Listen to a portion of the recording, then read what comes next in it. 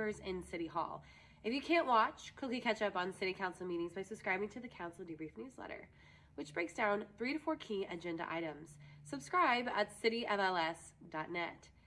This week, May 5th through the 11th, is Drinking Water Week. Let's celebrate the value of clean, safe water and the critical role it plays in our daily lives. Stop by Water Utilities at 1200 Southeast Hamlin Road during business hours this week to grab some goodies and a refreshing drink from our hydration station. The city has partnered with the Community Blood Center for a blood drive on May 13th from 10 a.m. to 4 p.m. at the city's maintenance facility, located at 1971 Southeast Hamlin Road. The time to donate is now.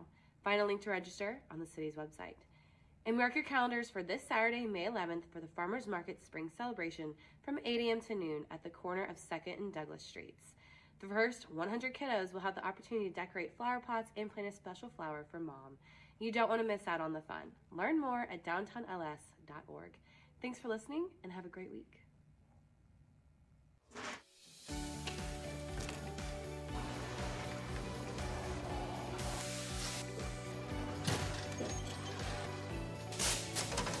Welcome to the Lee Summit Sign Department. We are going to walk you through our process from start to finish. We make signs as needed here. It's not like we just go out into the field and place a speed limit sign here, no parking here. Our traffic engineers, they go through and they'll do field studies. They'll send us down an engineering work order for us to go out, place new signs or remove signs as needed. Coming from the material, our blanks come in and they're just aluminum blanks. We can put our white, our red, our fluorescent yellow, green, whatever. And basically what it looks like is just that there. Throw it up into the roller.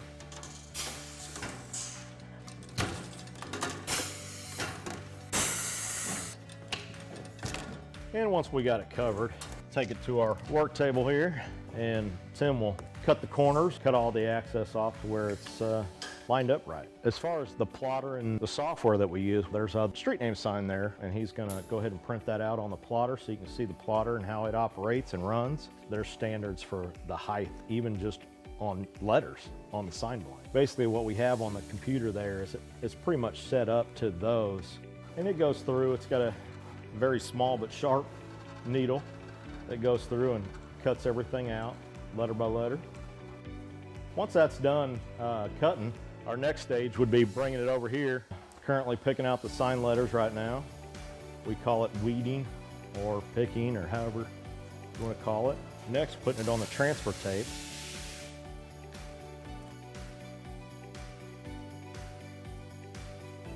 Then after it's taped, we bring it over to the roller. That's where we apply it to the actual sign blank. And we'll roll it through one time just to get the air bubbles out.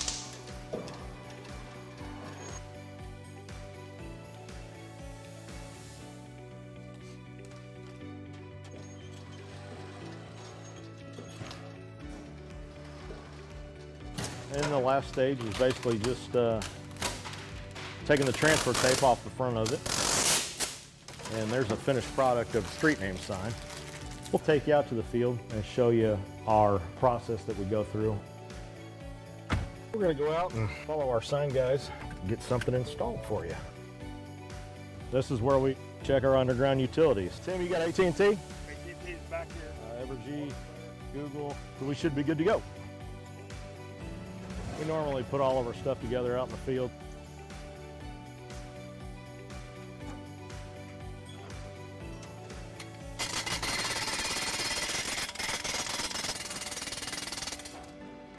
Then once the base is installed, we'll go ahead and put the post in there. We've come up to perfect. And that's how we do it. Simple. Quick. It's Member Pryor. Thank you, Mayor. Quite a few of us are getting questions. I know I've gotten a few questions about the plan, so I didn't know if, just for the public knowledge. I'm not a politician. I feel like I'm just an average person in Lee Summit. They have a football field set up. Inside these cones are their football fields. Our two-car garage is we're gonna bring the driveway back through here, and it's gonna go right here. And then, so my family has chickens. we first got chickens, my husband said, don't treat them as your pets. Treat them as chickens because we're going to be eating the eggs and I would like to use them for meat. So don't treat them as your pets. Well, we now have 6 chickens that I consider my pets and I will not let him kill for meat. So we live downtown and we love living downtown. These are my children. The first one's Lincoln and Amira and Sophia and Caleb. This is a great neighborhood. Downtown is one big community and all of the kids get together and they play basketball and we like to walk to the farmer's market. Here, hold my hand. It's an easy walk, probably less than 10 minutes. The farmer's market has always been a very important part of my life and my family's life. As a matter of fact, when my daughter started kindergarten, I dropped her off and I was going shopping at the farmer's market right behind Lee Summit Elementary. And I was teary-eyed because she was my first and she was going off to kindergarten. And Terry, the butterfly lady, the one that's in the purple shirt, and she used to make little butterfly stickers for everyone, she gave me a big hug and was just so empathetic to the fact that my daughter had just started school. How are you guys doing? Doing well. How are you? Yeah, very good. A lot of the farmers there, they've watched my kids grow up. I love Lee Summit in general. I love that it still has a small town feel while embracing growth and the arts and diversity. And I feel like downtown specifically embodies that. My kids go to Lee Summit Elementary and a lot of their teachers live downtown and a lot of the business owners from downtown live downtown. So when we're out walking downtown, we see so many people we know. I lived in Africa until I was 5 and then we moved to the United States and I've lived in Lee Summit since.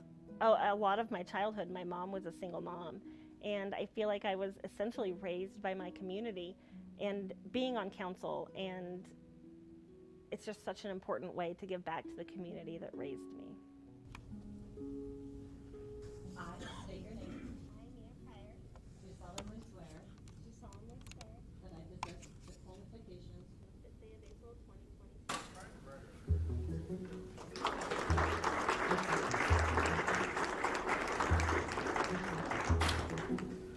The election process was fun. I got to go door to door and talk to people, which is my absolute favorite thing to do, is talking to people and learning about people. I even had people inviting me into their house for dinner or inviting me back to their house to meet their spouse. And I knocked on a door and the lady that answered the door was my kindergarten teacher. So it was a lot of fun. Is it on? Hi everyone, I'm Councilmember Mia Pryor. Thank you very much for coming tonight. I have one on, can you not? Okay. Maybe I went. I love being a council rep for District 1. I know everyone says this, but District 1 is by far, in my opinion, the best district. Raintree Lake, that's part of District 1. I love that community. Actually, my husband and I got married at the clubhouse in Raintree Lake. I really love all of South Lee Summit. I love the growth that they're going to be experiencing soon and that they've already experienced. I wanted to say that if you guys have a concern, please come tell us what your concern is, because we can only address and help with what we know. We're there to kind of bridge that gap between constituents in the city, and we're the voice of our constituents, and we can go to the city and voice what their concerns are, what their ideas are. So if you have a concern, definitely make us aware. So my big priorities are public safety. That's always one of my top priorities. I've always wanted to make sure that first responders were supported. I think that that's super important to me and to many in our city. But also I wanted to influence the growth in Lee Summit. I wanted to influence the type of businesses we get here and the type of activity.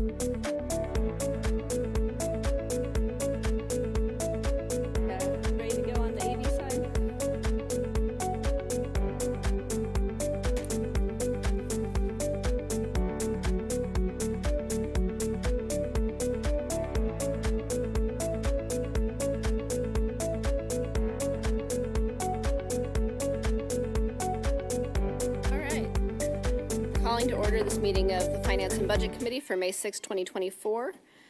Can we get a roll call, please? Thank you, Chair. Councilmember Hodges. Here. Mayor Pro Tem Lopez. Here. Vice Chair Lovell. Here. Chair Shields. Present. Thank you, Chair. All right, first item on our agenda is approval of the agenda. I would like for a motion, please. Chair, Yes? I move to approve the agenda. Second. We have a motion and a second to approve the agenda. Could we get a roll call vote, please? Thank you, Chair. Councilmember Hodges. Aye. Vice Chair Lovell. Aye. Mayor Pro Tem Lopez. Aye. Chair Shields. Aye. Thank you. All right, next item on our agenda is public comment. Do we have any members of the public here today or any comments submitted in advance? Chair, we did not have any comments submitted in advance, and we do not have any members of the public in attendance tonight. I am shocked. This is going to be a banger tonight, so. All right, next item is 5A, item 2024-6218, approval of the April 1st, 2024 Finance and Budget Committee action letter. I would look for a motion, please. Chair? Yes? I move for the approval of the April 1st, 2024 Finance and Budget Committee action letter. Second. We have a motion by Councilmember Hodges, second by Mayor Pro Tem Lopez. Any discussion? May we have a roll call vote? Councilmember Hodges. Aye. Vice Chair Lovell. Aye. Mayor Pro Tem Lopez. Aye. Chair Shields. Aye. All right, next item, TMP 2983, an ordinance accepting an energy efficiency and conservation block grant agreement for an energy assessment and upgrade of energy systems from the United States Department of Energy to the City of Lee Summit, Missouri, and authorizing the mayor to execute any agreements or other documents for the same. Good afternoon. Thank you, Chair. Rick Gentry, Budget Manager. I'm pitch hitting for Mr. Page. He's under the weather today, but he is available on Zoom to answer any questions if there are any questions after we do a brief overview. This is an ordinance to the city accepting an energy efficiency conservation block grant from the Department of Energy. The City of Lee Summit, the amount of money is $150,390, and that's based upon our population. So distributed these all across the country based upon population. The plan is to use the funds for a level 3 ASHRAE energy audit. Look at our resources, energy, and ways we can do things more efficiently. And the project I believe they're going to be focusing on is updating lighting, then City Hall going to LED lighting for, obviously save energy there. This is a reimbursement grant, so the city will expend the funds first and then submit the paperwork to the federal government for a reimbursement once we completed the work and paid the bills. And with that, if you have any questions, again, Mr. Page is available on Zoom for us. Do you have any questions from the committee?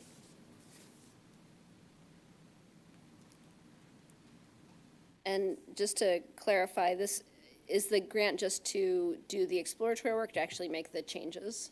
I believe it's for both it's to do the study and to pay for the changes. Yes. Great. All right, well, if there's no further discussion, I would look for a motion. Chair? Yes? I move to recommend to City Council approval of agenda item TMP-2983, an ordinance accepting an energy efficiency and conservation block grant agreement for an energy assessment and upgrade of energy systems from the United States Department of Energy to the City of Lee Summit, Missouri, and authorizing the mayor to execute any agreements or other documents for the same. Second. Thank you. We have a motion and a second to recommend TMP 2983 to council for approval. Could we get a roll call vote, please? Thank you, Chair. Mayor Pro Tem Lopez. Aye. Councilmember Hodges. Aye. Vice Chair Lovell. Aye. Chair Shields. Aye. All right, next item on our agenda is TMP 2987, an ordinance amending the Code of Ordinances, Section 2-399, determination of final average salary, to change the time period used for determining a member employee's final average salary from a 60 consecutive month period to a 36 consecutive month period with the Missouri Local Government Employees Retirement System. Mr. Dunning. Thank you, Chairperson Shields. Mark Dunning, City Manager. So this is a follow-up to, on April 9th, I provided to all of you basically a compilation of ideas and recommendations that we call them our ASR championship teams, our employee teams that we created to generate ideas on how we could be more mindful about the attraction of quality employees, the retention of quality employees, and attraction, satisfaction of our workforce. And so that's where ASR comes from, attraction, satisfaction, and retention.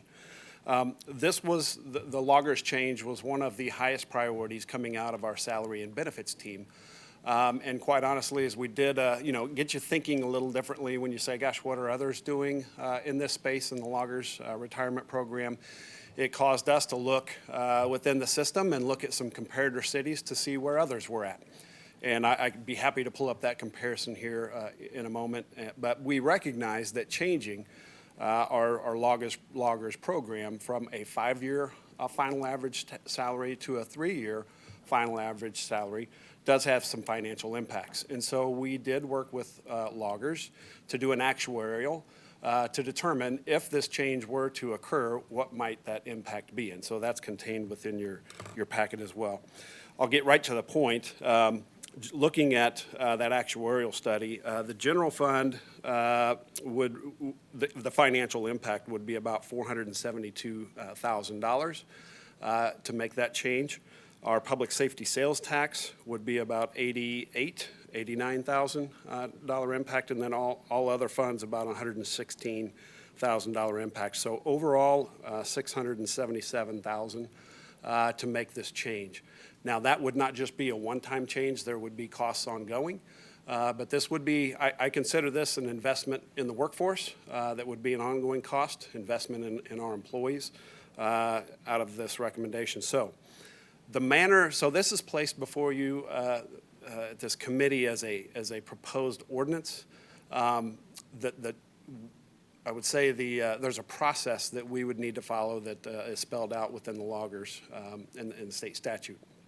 What it entails is putting a public notice up about this change and the valuation, they call it, of this change for a 45-day period. So that would need to occur first. Really, I think what we're looking for is guidance from this committee to start the process.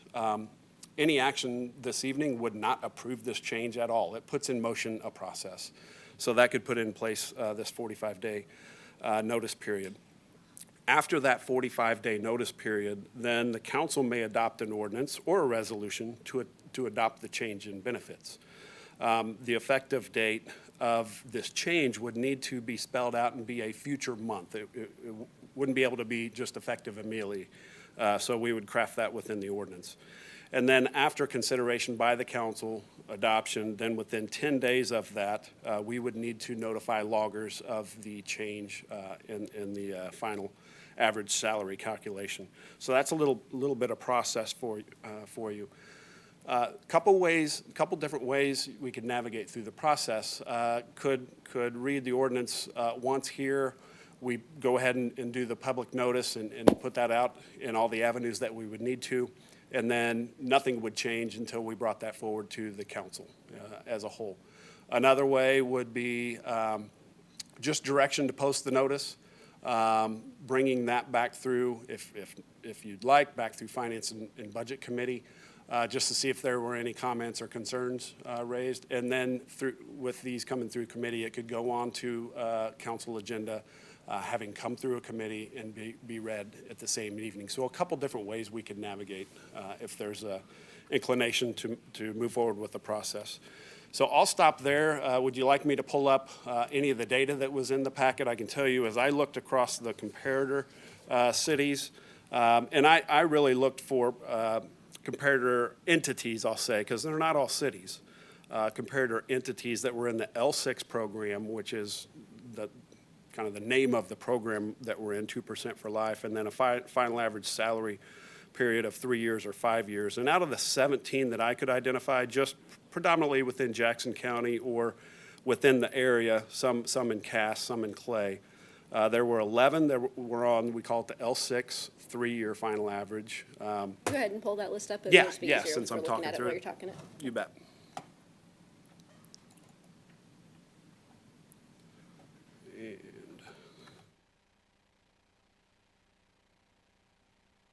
So this was simply pulling from the loggers database, and what I did is say, show me all the entities within Jackson County, and then some others that were not in Jackson County, just to see where other communities were situated. So as I look through the chart and I see the L6 with the 3-year final average salary period, Out of the 17 on this list, there are 11 that are on the 3-year final average, and there are 6 that are currently on the 5-year final average, and we would be one of those. As you see, Lee Summit, we're on the 5-year here.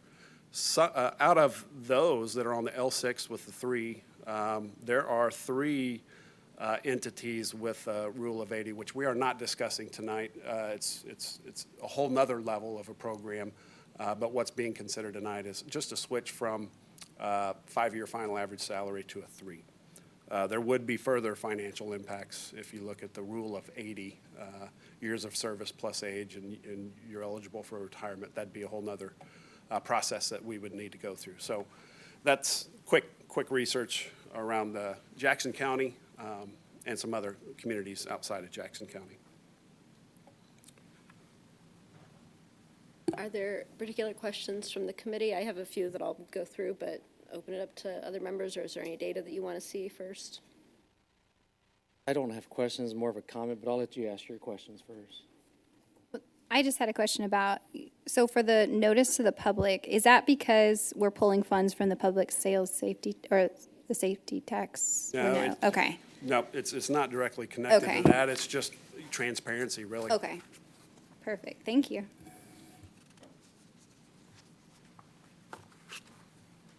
Any other questions from the committee? Okay.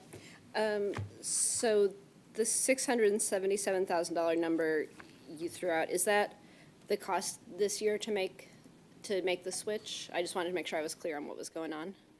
Yes, I'll pull this up here, so we're looking at numbers.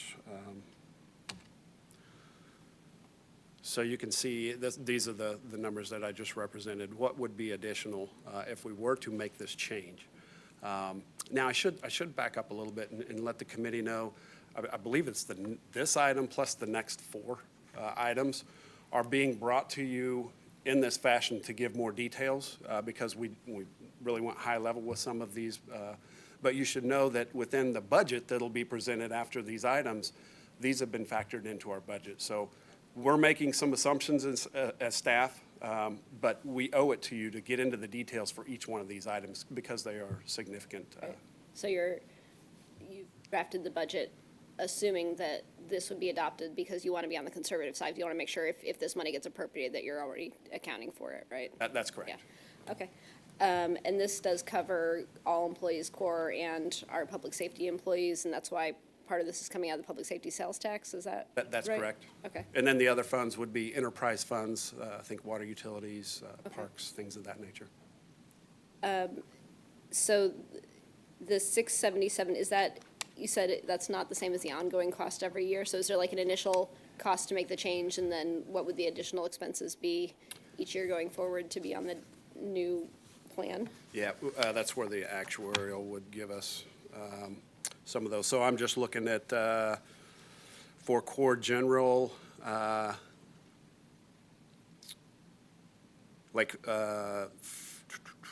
it varies, to be quite honest with you. I see one year where it's 225,000, then it drops to 208, back to 214. So these actuaries, they do, it's not just a set.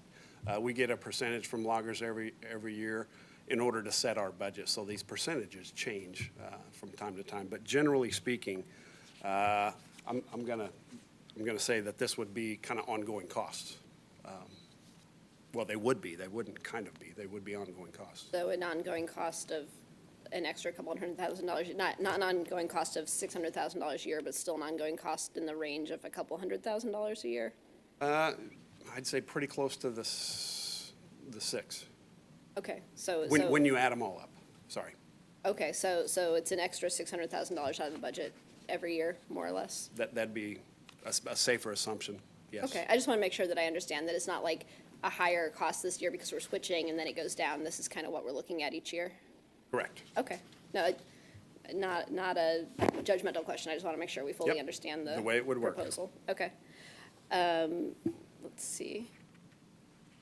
I think those were most of my questions. And then I think discussion for us is going to be, do we support these changes? And if so, how do we want to structure this? Do we want to go ahead and recommend this to council for approval, start the notice period going so that it can be read and adopted right after that 45 days is up? Or do we want it to have the notice and then come back for more discussion, or what's, so I think if you have some kind of general comments about the proposal itself, and then if we're in consensus about moving forward, then we can talk about exactly what kind of a timeline and structure we want for that. Does that sound good to everyone? Yeah. Okay. So I would look for any comments. Chair. Yeah. Yeah, I mean, I guess we'll answer that second question here in a second, but, I mean, given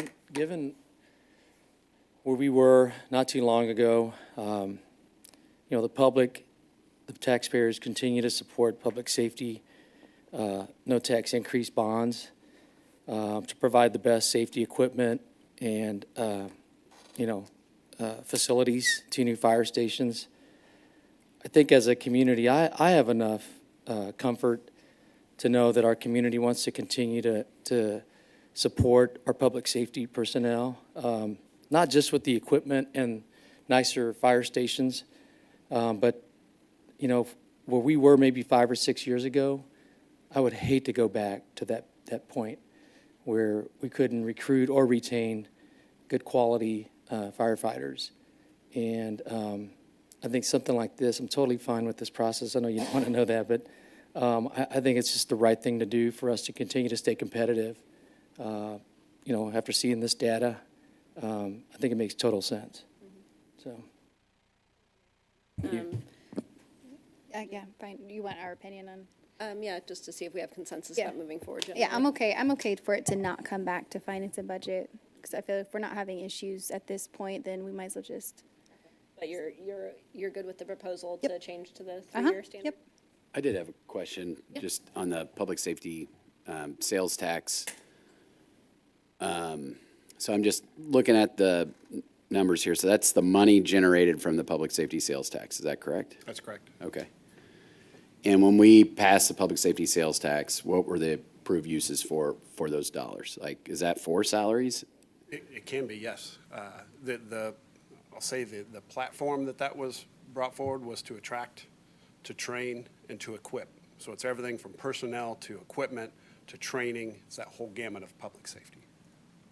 And then I'm assuming that a lot of the, like the increase, well, that number that changes with the loggers is based, like, is that based on salaries then? Is it that the formula? So as salaries go up, the additional funds for loggers go up too, as we keep raising. So that might be 677 this year. If we do the pay increase again, like it just keeps going up too, like is that? It is. In that formula, I'm not asking for the formula, but I was just curious. It is connected to payroll, and then there's a certain percentage. And just looking at the actuarials, and I'm certainly I'll say this, I'm not an expert in this environment. That's why we have these folks that do these actuarials. But like percentage of payrolls, as I look at the out years, it could be everything. This one I'm looking at here for Corps General, 12.2% of payroll ranges from there to 12.5, 12.8, 12.9. So, and then it goes down to 11.6 magically in 2032. So it's a range. It's not just it's not CPI. It's not something that is easily predictable. Thanks. Yeah, I mean, I have no problem, moving this forward to council. Maybe there's more discussion or other questions that other council members might have. And I'd support moving this forward too. I kind of agree with Mayor Pro Tem Lopez's comments that we need to focus on retaining good employees, that, we need to focus on keeping the best public safety employees for the city. So I think it makes sense to be in line with our comparator cities and not be an outlier on this. As far as the timing goes, it sounds like there's not a huge desire to bring this back to the committee. So if you want to start the notice period and then take it to council, I think, can it go to council for first reading before that 45 days is up, so there could be time for some council discussion before final adoption, as opposed to reading it twice in one night? Certainly could. Certainly Okay. could. So I think that might make sense to bring it forward to council for discussion, just in case anything comes up in that discussion, and then we'll have time to talk it and think it through before final adoption after those 45 days, if that sounds acceptable to everyone.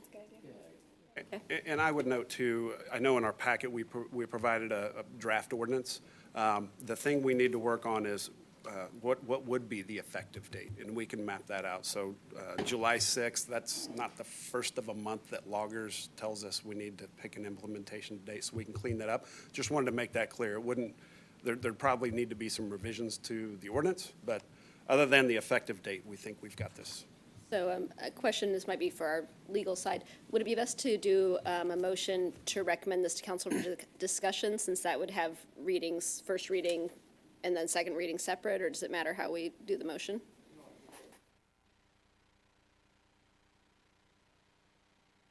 I think that's appropriate, is just recommended to discussion. We will get you a floor substitute, or I'm not sure exactly what the Lee's Summit jargon is, one with a more accurate effective date than the July 6th, which is just from me that was stuck in there to make sure there was a date in there, period. And then they'll be able to do two, if you all authorize going ahead and doing the publication of the study, which is what essentially is this notice that's required under the statute. That 45 days has to proceed before you have a final action. Once you have a final action, you're fine. So sure, if you send this to council, recommended for discussion, you'll have 2 votes there. The second vote has to come 45 days after tomorrow, and then we're good to go.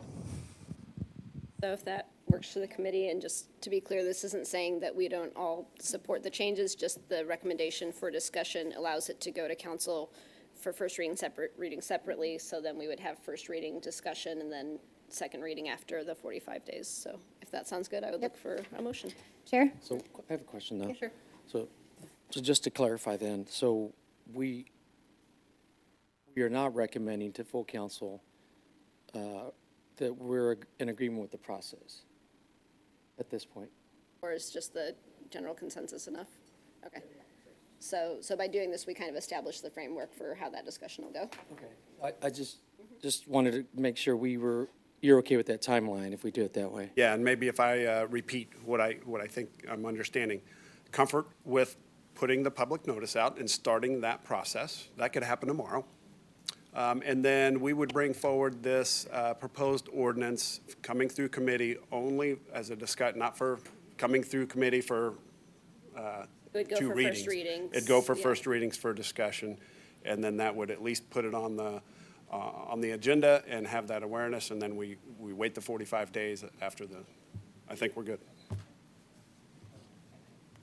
All right, so I move to recommend to City Council for discussion, agenda item number TMP-2987, an ordinance amending the Code of Ordinances, Section 2-339, determination of final average salary to change the time period used for determining a member employee's final average salary from a 60 consecutive month period to a 36 consecutive month period with the Missouri Local Government Employees Retirement System.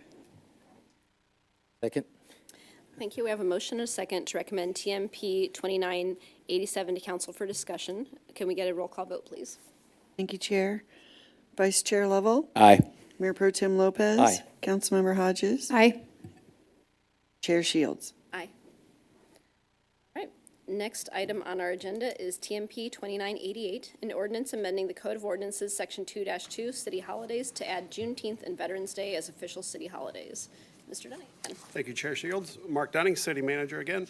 Another attraction, satisfaction, retention team idea is looking at our list of recognized holidays. Currently, the city does not have Juneteenth or Veterans Day as a recognized holiday for the organization. This is another one where I can pull up just a comparison here and help you see some of that data as this recommendation came forward from the team. Now, I will say this. I can't say that this is 100% accurate. What I don't know, and I'd need to do some more digging on, are the last 2 listed items there, floating holidays and personal days. Sometimes that data is not just readily available where you can find that from other organizations, and the same with wellness days. But I have a high level of confidence in the listing of paid holidays, having done some of that research myself. So as we look at this table, you can see I highlighted Juneteenth and Veterans Day. And let me see, the count there was, well, you can kind of see there are 3 three jurisdictions that currently do not recognize Juneteenth, that be in Lee Summit, Raytown, and Raymore right now. And then the Veterans Day, there are less, but still a majority are recognizing Veterans Day. And then down at the bottom, as best we could put together, how many total recognized paid holidays are there between the jurisdictions. I believe the packet recognizes, and I didn't do this research, but the state of Missouri has more holidays than any of these listed here. Independence would be the second highest with 15 that's currently recognized there. And you can see the numbers. So this was one where felt that, Juneteenth being a national holiday and many others, state holiday and many others recognizing that as a holiday, that would be one to consider. As we look at our workforce in Lee Summit, at least 10% of our workforce are veterans, and the thought was that would be another holiday to consider. So that's kind of what the data looks like from a comparator perspective. And then as we look at, there would be costs to this if this were to be approved.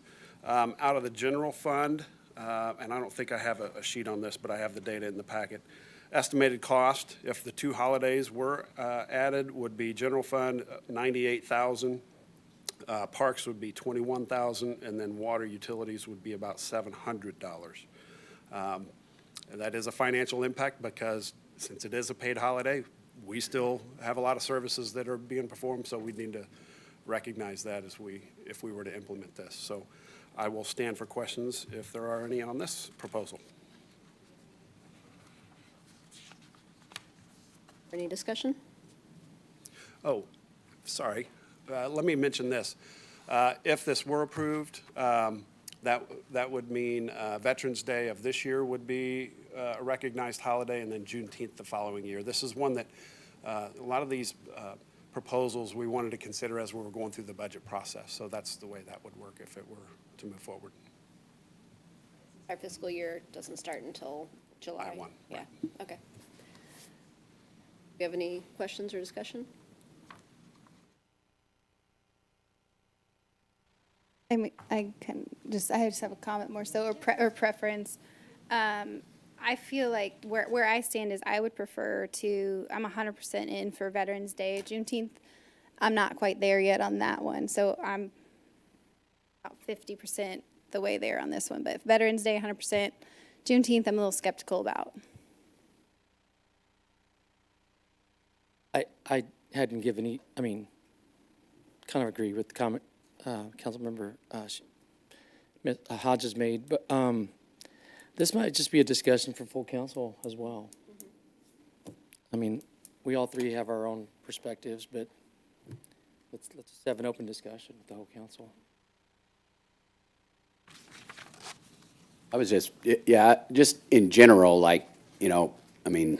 and not necessarily about these holidays, but just, do we just keep adding holidays, or I don't know, just how do we, well, now we're at 14 and we need to go to 16 and we need to go to 18. And I don't know. I think it would probably be a good full council discussion. And, I think of private employers and holidays that you have and things like that, and PTO and I don't know, it just is odd that we coming back like, well, they need 2 more holidays, or again, not necessarily about the holidays, just the process of asking for more holidays, and then where does it end, I guess. I don't know. So maybe that's, if we're going to have a council discussion about this, what's that look like in the future too? But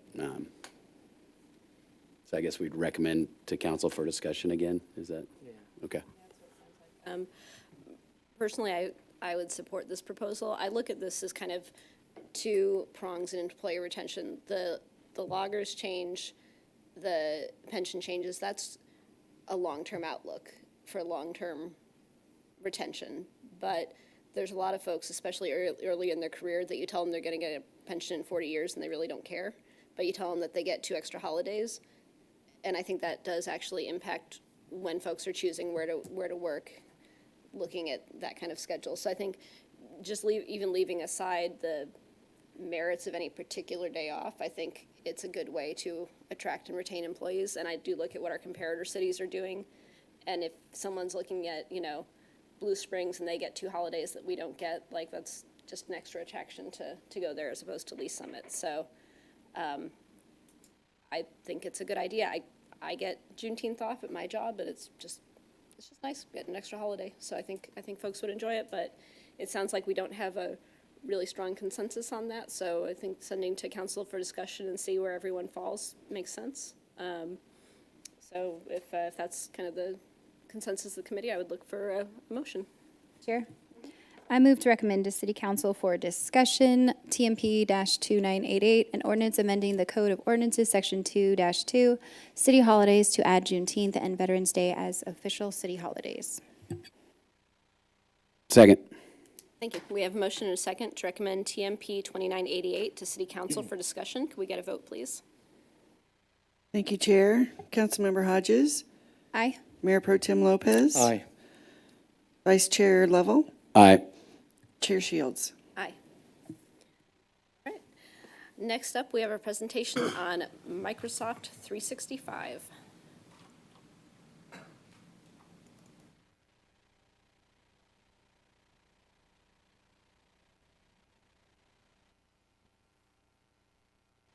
Good evening, Chair Shields and committee members. This is Diana Newman. I'm the Director of Information Technology, and this presentation is for the 2 proposed ordinances, 2963 and 2992. So the scope is to get Microsoft 365.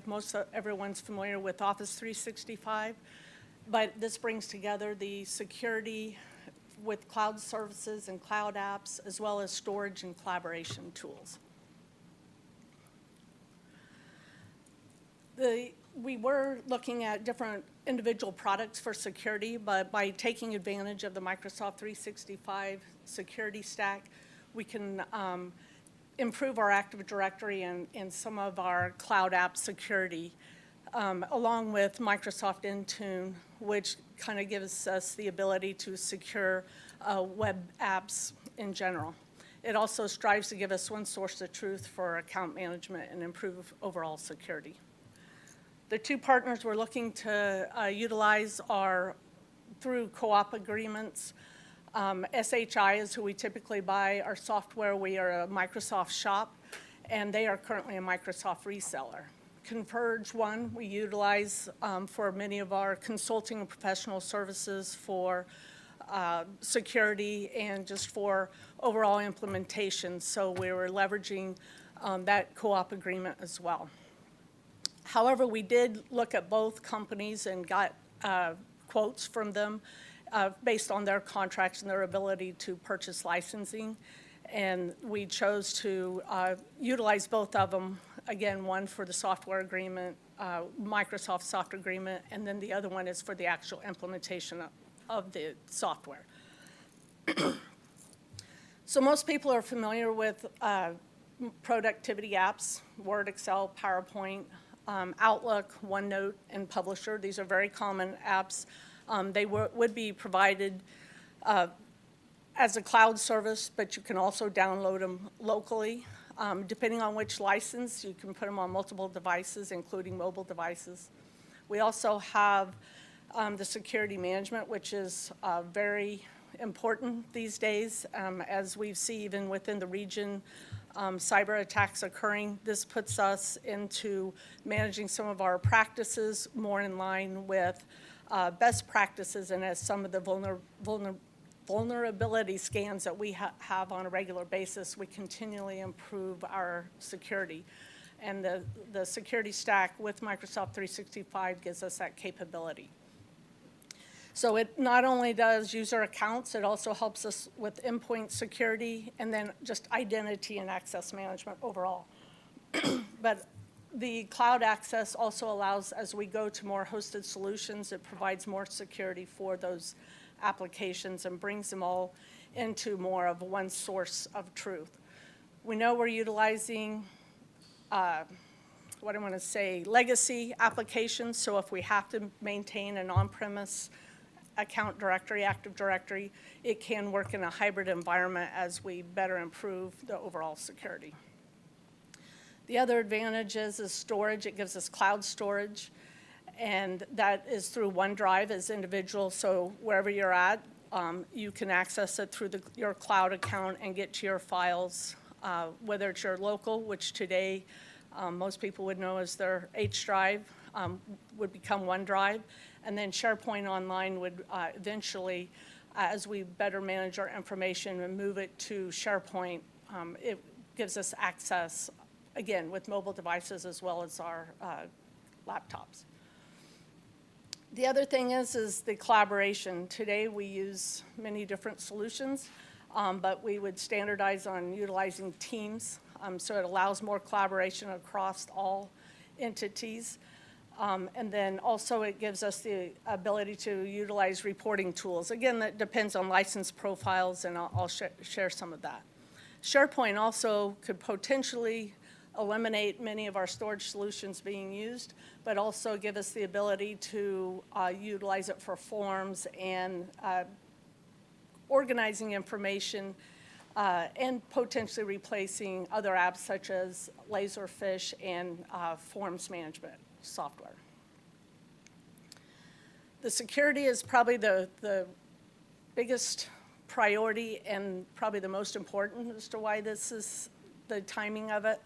And part of it is the information protection of email. It allows encryption, not only for email, but other data encryption as we store in the cloud. It also helps us better manage endpoints, gives us tools to monitor the threats, vulnerabilities that, as we hear in the news daily. And then also it gives us better Active Directory to better manage accounts, whether it be for other web apps hosted by other vendors, but also will give us the ability to do multi-factor authentication, which if you ever do any banking, you utilize multi-factor authentication with that.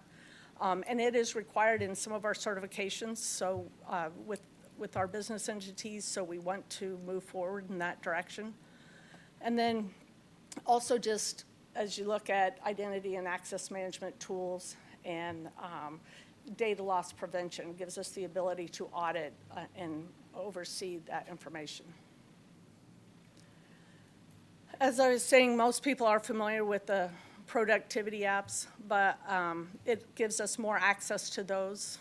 Again, whether it's from a mobile device or laptop, you would have all your information in one spot, no matter which device you're on. And doesn't necessarily require that you have to VPN, which most of you are familiar with. And the other is, again, I mentioned previously, the cloud storage. So that's where all your shared drives would be, and then also your individual files will be more readily accessible. And then the other is just having Office apps, again, depending on your license, or for those field workers may have more access to information where they don't have today, because if they don't have laptops, we can potentially put it on their mobile devices, again, depending on their role and what applications they need. But also just the collaboration. We utilize Zoom in many occasions, but we also can share through the meetings and the minutes and the data storage for files, more easily collaborate across that information. So file sharing, whether it's internal or external, it allows us to maintain the security of those. And most of us do use that as we work with third-party providers and get links to share information. There is some cost offsets, so not only are we improving our security and our tools, there will be some just standardization, and when we get new computers, we're buying licensing for every time we replace that computer. By doing cloud services, it would be more based on the user, not the machine. And then these are the other features, such as the Vault. We would be getting rid of it because of SharePoint replacing it. spam filters because the security will use the Microsoft security stack. Email signatures, we were actually running software to put those on there. And then basically file share storage. As we share information to third parties and try to maintain that control, we're paying for a software to provide that. Others just having tools to manage all the mobile devices. The Microsoft stack gives us that capability and those tools, either within some tools we're already using, but it would come in under this license agreement. And then we'd continue using Sophos, but it is also provided in the stack. And then Zoom is the collaboration tool that most, I think, started more during COVID, and we have multiple Zoom accounts across the city that would be able to go away.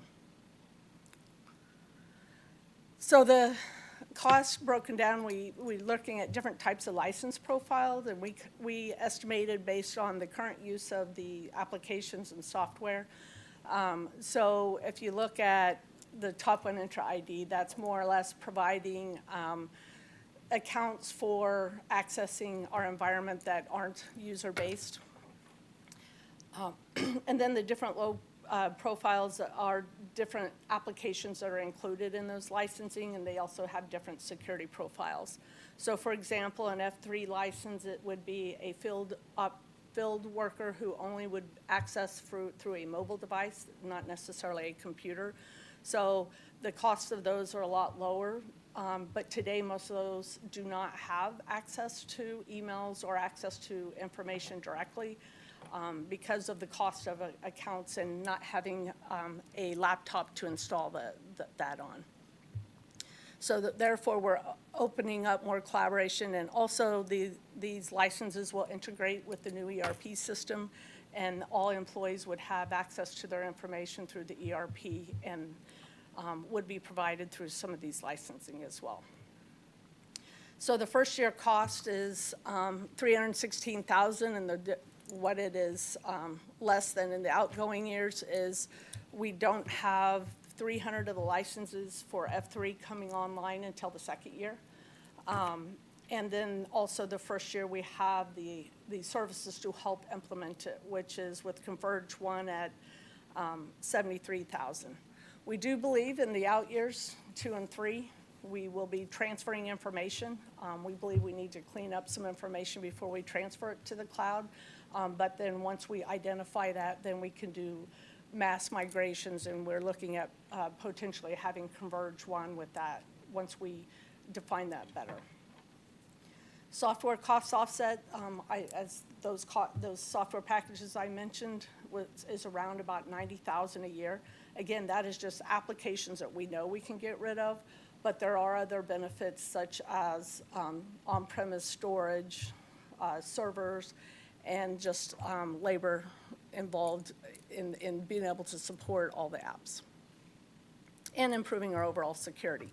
So the grand total, what we're saying on a 3-year term, would be $991,290. Do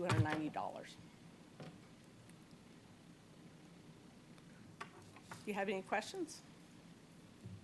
Do we have any questions from the committee?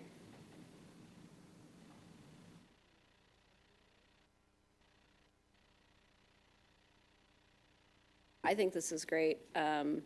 Security is absolutely huge. We've seen other jurisdictions have hacks that just destroy services and people's data gets out. I think anything you can do to improve that, improve productivity, give people more resources to be able to do their jobs more effectively, especially when they're not in the field, it's a lot of good. And there weren't any comments over here, but I think there was some appreciation that we're moving to Teams. So even if there's not verbal comments, I think it's good to modernize. So it's great. So the next couple items on the agenda, I believe, are directly related to this. Is there going to be any presentation of each of the ordinances, or how do you want to handle that?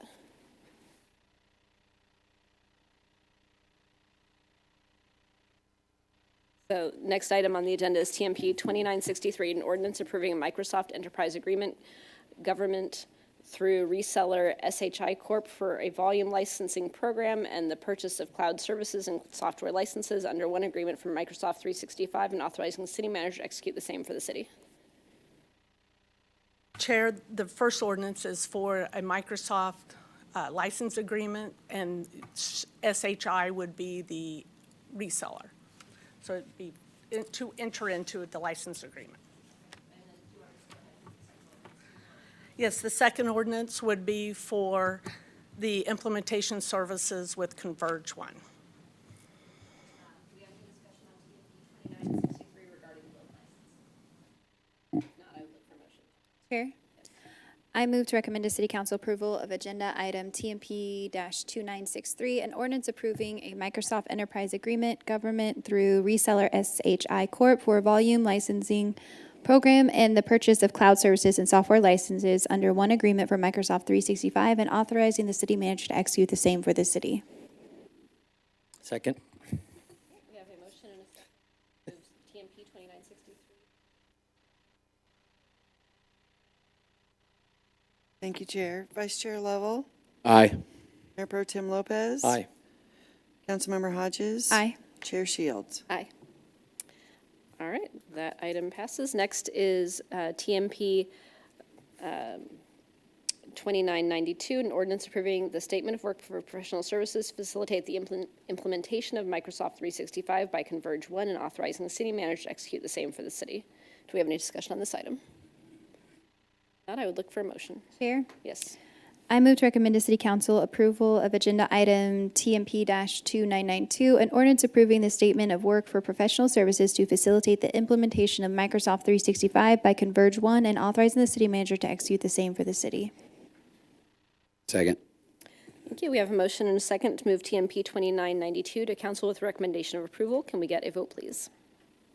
Thank you, Chair. Vice Chair Lovell, Aye. Councilmember Hodges, Aye. Mayor Pro Tem Lopez, Aye. Chair Shields. Aye. All right. Next item on the agenda is 2024-6238, presentation FY25 General Fund and Public Safety Sales Tax Expenditures and Expansions. Mr. Dunning. Chair Shields, Mark Dunning, City Manager. Switch.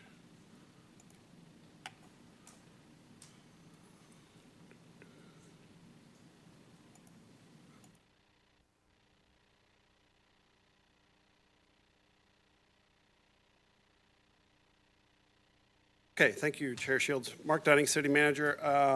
Kind of some setup for the budget presentation. So this is really focusing on general fund and our public safety sales tax proposed budgets. I'll jump right to the punchline. This is a $97.5 million budget that we are proposing. What that represents is about a 4.3% increase from last year's budget. I can tell you that when we go through the budget process, of course, every department is asking themselves, you know, what are we going to need for next year, right? So we're planning on 12 months out, but that planning occurs more than 12 months out, right? So we're forecasting the future here. I'm a firm believer that this is a budget plan, and you work the plan, and as you know, you sit on finance and budget, and along the way, we have amendments. So you make changes along the way, and I like the way that we're doing that. So this is a proposal, a forecast looking out for fiscal year 25 budget. Through this process, I can tell you that there were about $4.2 million worth of expansion requests, everything from personnel to equipment, software, things of that nature, and we'll take you through some of those that have been recommended within the budget. We did trim that to about $3.7 million just to then go through a prioritization to bring forward what we felt were expansion requests that should be considered. We couldn't fund all of the expansion requests. I have that list if that's of interest. What this budget does include is 4% pay increase for employees. That loggers change that we just briefly spoke about, that change from the 3-year to the 5-year final average salary. It does include both the holidays at this point. Some other key items to include is a policy, I'll call it a policy software platform. Within the organization, we have all kinds of policies, personnel policies, facility policies, things of that nature, and this platform would be one that we could consolidate. And it's quite honestly a platform that brings best practices from around the country. There's organizations that, entities, companies that do this, and then you can lean on them for when you're considering policy changes. So that's incorporated in here. You just heard Microsoft 365. That would be included into this. That's an ongoing cost that we would program into here. And then I'll highlight some others as we go through the presentation. One that's not in the presentation that I want to make sure there's awareness of is special obligation bonds for the downtown market plaza. That is included in this budget. We have to account for that. Well, I guess we don't have to, but we don't want to default on any special obligation bonds. So we did put that in here, as well as some operational costs. So that's within the budget too. All things told for that downtown market plaza, when you think of the special obligation bond debt service, you think of some operational costs. It won't be fully operational for a whole year. But we have programmed in some operational costs, and then the downtown CID does a reimbursement to us. All things considered, when you factor all that in, that's about $964,000 that is within this budget as well. So I wanted to make note of that. The other thing I would note is as we put this budget together, we asked ourselves, with our fiscal year 24 budget, how is that looking? How do we feel we're going to finish the year for fiscal year 24? And quite honestly, we are still looking very positive with that budget. And so we asked ourselves, what out of these budget expansion requests and enhancements might we be able to fund out of our current budget, fiscal year 24? That's honestly where you saw the Microsoft 365 come into play. That's about $650,000 to implement. So that would be funded out of this year's budget. There's some other items, I'll call them upgrades and things of that nature, that we need to be mindful of as we bring on our enterprise resource planning system.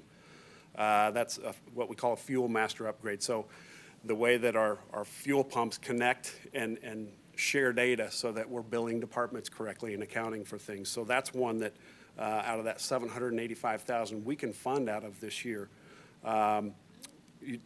Another is a couple stand-up mowers that would connect back to some personnel expansion. So the reason I'm sharing this with you is it's looking at resources, and we have this June 30, July 1 cutoff date that, from an accounting perspective, that's when we end, that's when we begin, and that does matter as how we go about procuring things of this nature. So I wanted to create that awareness too.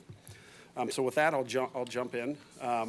Our agenda is, we'll take you through, as we prepare our budget, we always want to lean back and look back at our strategic plan, our core values, and what are we here to do? We'll go through that briefly, talk about the general fund budget in some level of detail. We'll look at the expansion needs. Then we'll shift our focus over to the public safety sales tax. We purposefully put together the public safety sales tax alongside the general fund budget. We don't mix it together. That way we can show transparency in what we've been able to achieve through that funding source. And then the expansion needs for PSST as well.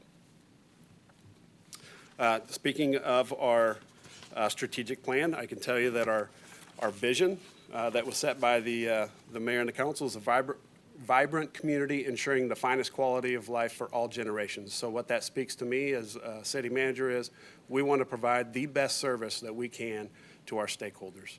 And then we have these 7 critical success factors that we can look to and say, where are we making investments in these areas? How are our efforts moving the needle within these 7 critical success factors? So at the highest level, as we put our plan together, we ask ourselves, how are we plugging into our strategic plan and making connections between the resources and the work that we do. I'll add 2 more into this slide. We've been talking about the attraction, satisfaction, and retention teams and those ideas that have been coming forward from the workforce. There are some of those that are within this budget that we can highlight. And then you all haven't seen this yet, but it's coming, is our citizen survey. The results, the consultant has got the results compiled, and we're working on scheduling that for all of you so you can see that presentation. But so I've seen some of that data, and I can tell you that public safety is still a priority. Communication is still, and engagement is still a priority. Streets, our right-of-way maintenance, clean corridors, the way we take care of our city facilities, those matter to our stakeholders. So those have traditionally been high in importance, and I would venture to say they still remain high. And so I know you all haven't seen that yet. I've had a little bit of a preview, and I'm thankful that as we go through this, I think we're hitting on many of those marks as well. So these are our organizational core values. We have a mission statement for the organization as well. And it includes, we want to provide the highest level of service to our stakeholders.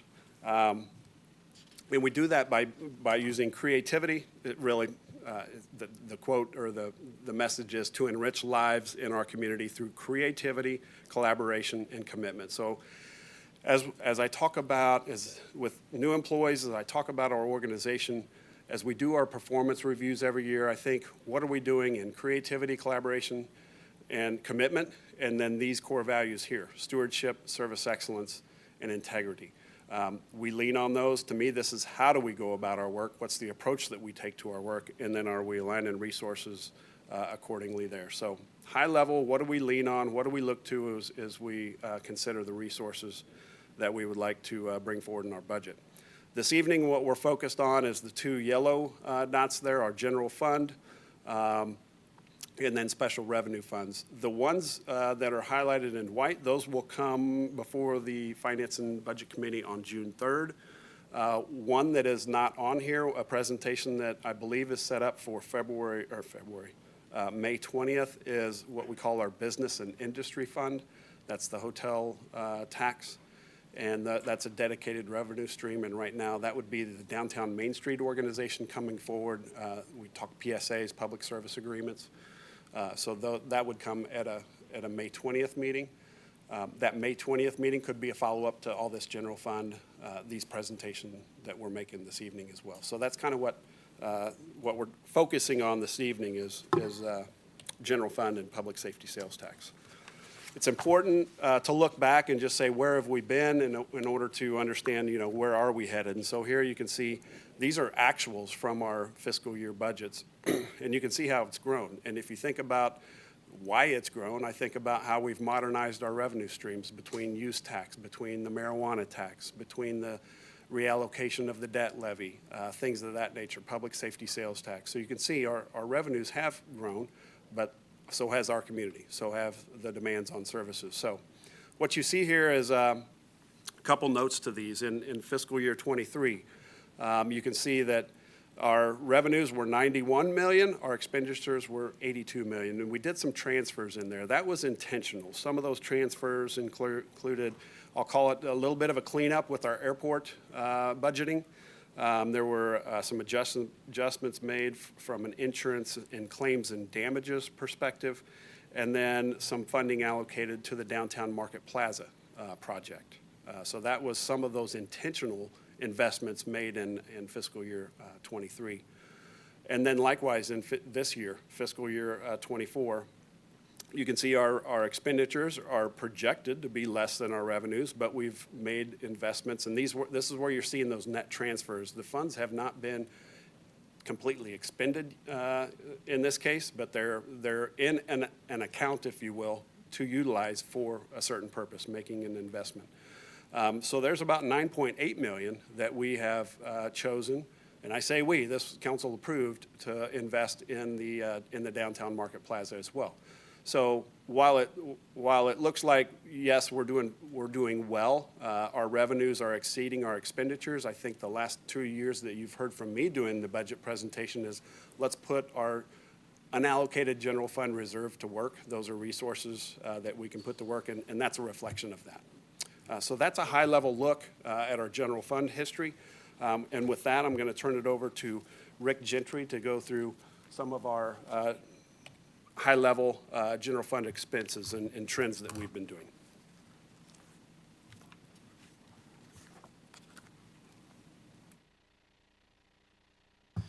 Thank you, Mr. Dunning. Rick Gentry, Budget Manager. So we're going to kind of walk through some of our expenditures, a little bit of history looking back. First couple of slides, we're going to be looking at this by department. Here we can see the, our expenditures, FY actuals for FY '22 and FY '23. And then when we look at these in the other slide, you're going to see budget numbers for FY '24 and FY '25. So this is kind of the distinction. The actuals are what we've actually spent. They're in our audited records, and '24 is what we are authorized to spend at this time. So the, obviously the FY '24 budget's up to over $103 million. That does include the $7 million transfer to the downtown market plaza that was approved as part of budget amendment number 11, as well as the $2.8 million for the sale of property that was transferred to the downtown market plaza. So that's kind of the increase there in the overall budget. Yep, there we go. So we're going to look at our comparisons for FY '24 to FY '25, and this is again by department. We pulled out those large transfers in FY '24 out of the finance budget. That's where those were recorded and approved through the budget amendment process, so we can get a little better comparison where we are from going from FY '24 to '25. I can see some changes there going down to expenditures in administration and human resources. The big drop there is we've had the last 2 years we've budgeted compression adjustment money, $500,000. That has been in HR's budget. Bless you.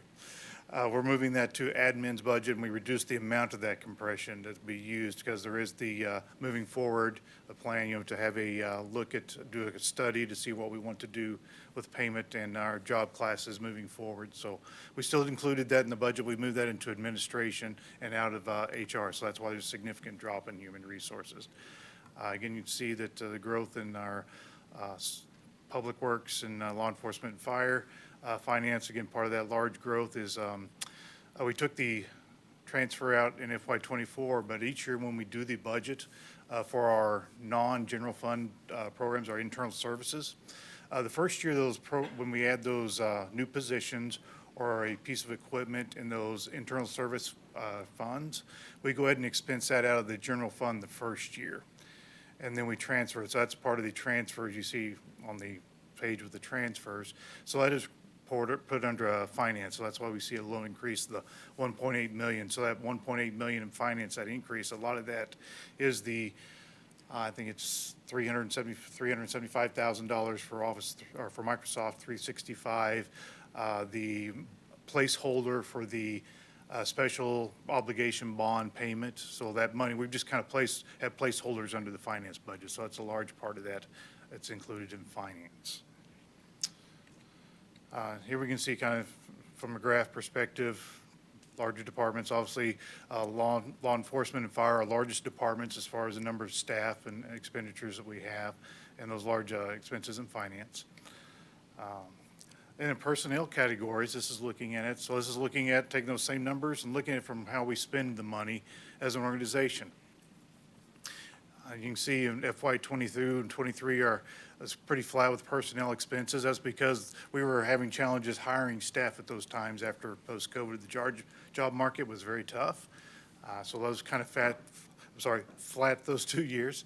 Then moved to FY '24. We added several positions with this year's budget.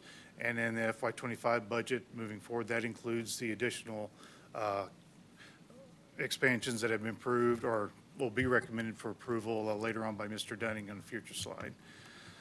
Other supplies and materials and services, a question was asked last year as we were going through the process, and that is our second largest below personnel. So kind of splitting that out, how does that look and for our different categories?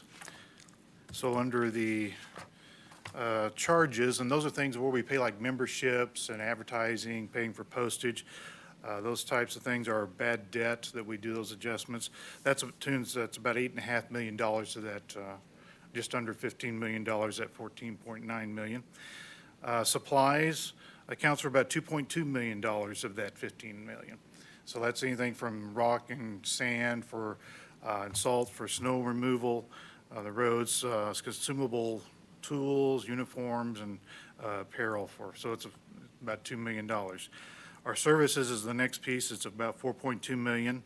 And of that 4.2 million, about 3 million of that is just professional services. That's for our contracted services out to other vendors to provide services to the city. And that could be anything from mowing grass, trash service, to doing the different types of audits for the city, banking services, those types of things that fall under that. So that $15 million is broken up to various sundry of accounts. Next year, we're anticipating our maintenance and repairs going down a little bit. Utilities obviously on the rise as utility prices continue to go up for the city. Capital outlay, that $894,000 is just for one thing. That's for the lease payment for our fire pumper trucks. Is due this fall. The last update we had up there, hopefully we'll have them by late summer of 2025. So that's when we're projected to get those. Because the timeline on that. The interdepartment charges, those are the transfers from the general fund that will be going to the internal service fees or internal service departments for their overhead costs.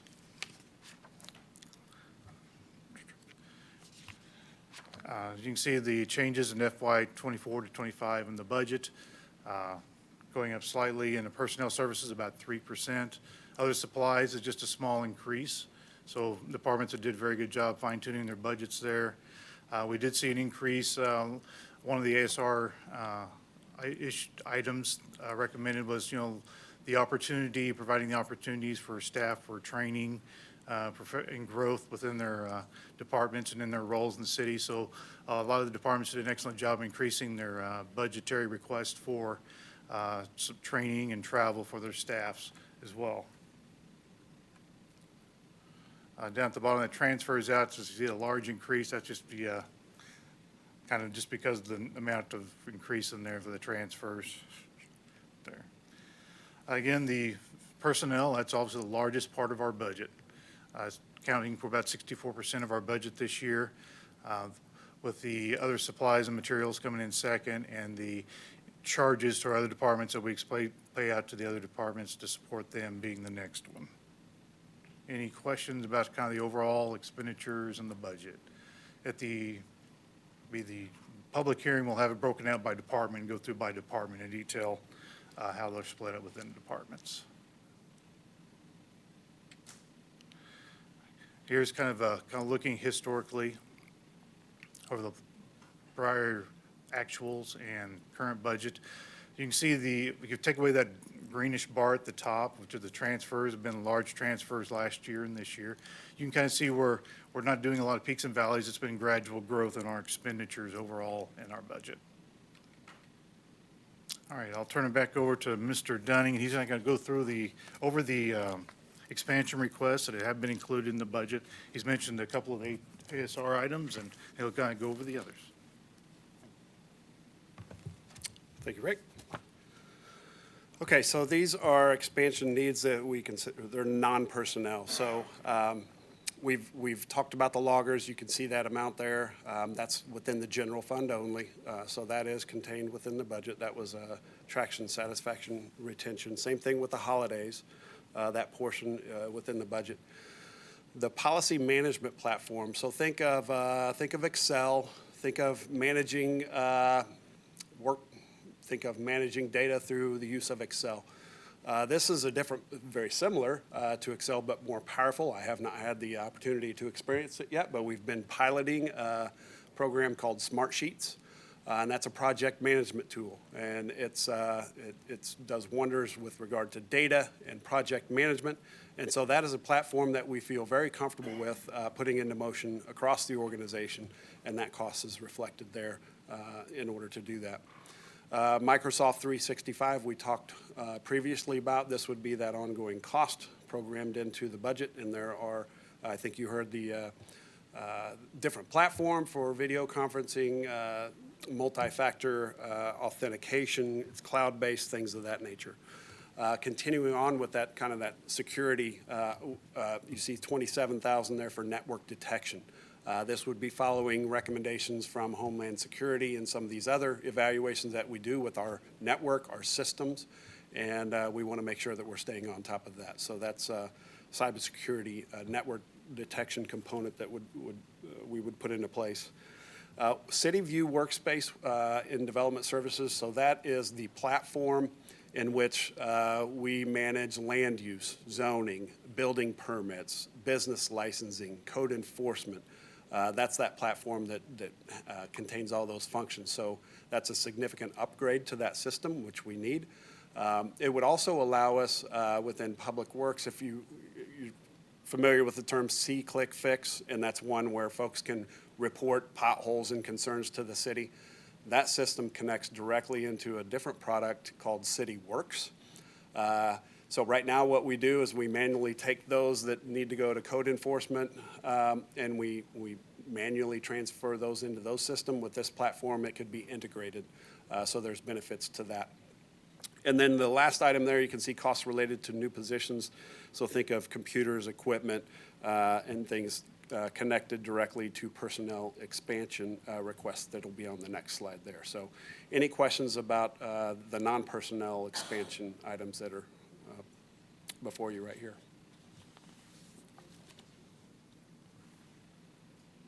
Okay. So getting into then personnel, these would be ongoing costs. Within administration, the way that we are functioning up there with all the support between the assistant city managers, boards, commissions, we feel that doing a reclass of a position to an executive assistant would make that, that team function very well. So that's a reclassification.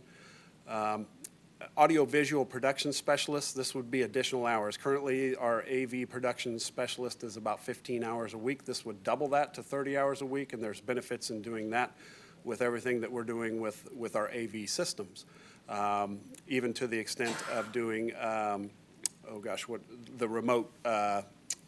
remote video. And when we meet off-site, when council meets off-site, we rely on an outside party to do that for us, and we could bring that in-house, so there could be some savings there. So that's increasing additional hours for an AV specialist that's currently with us.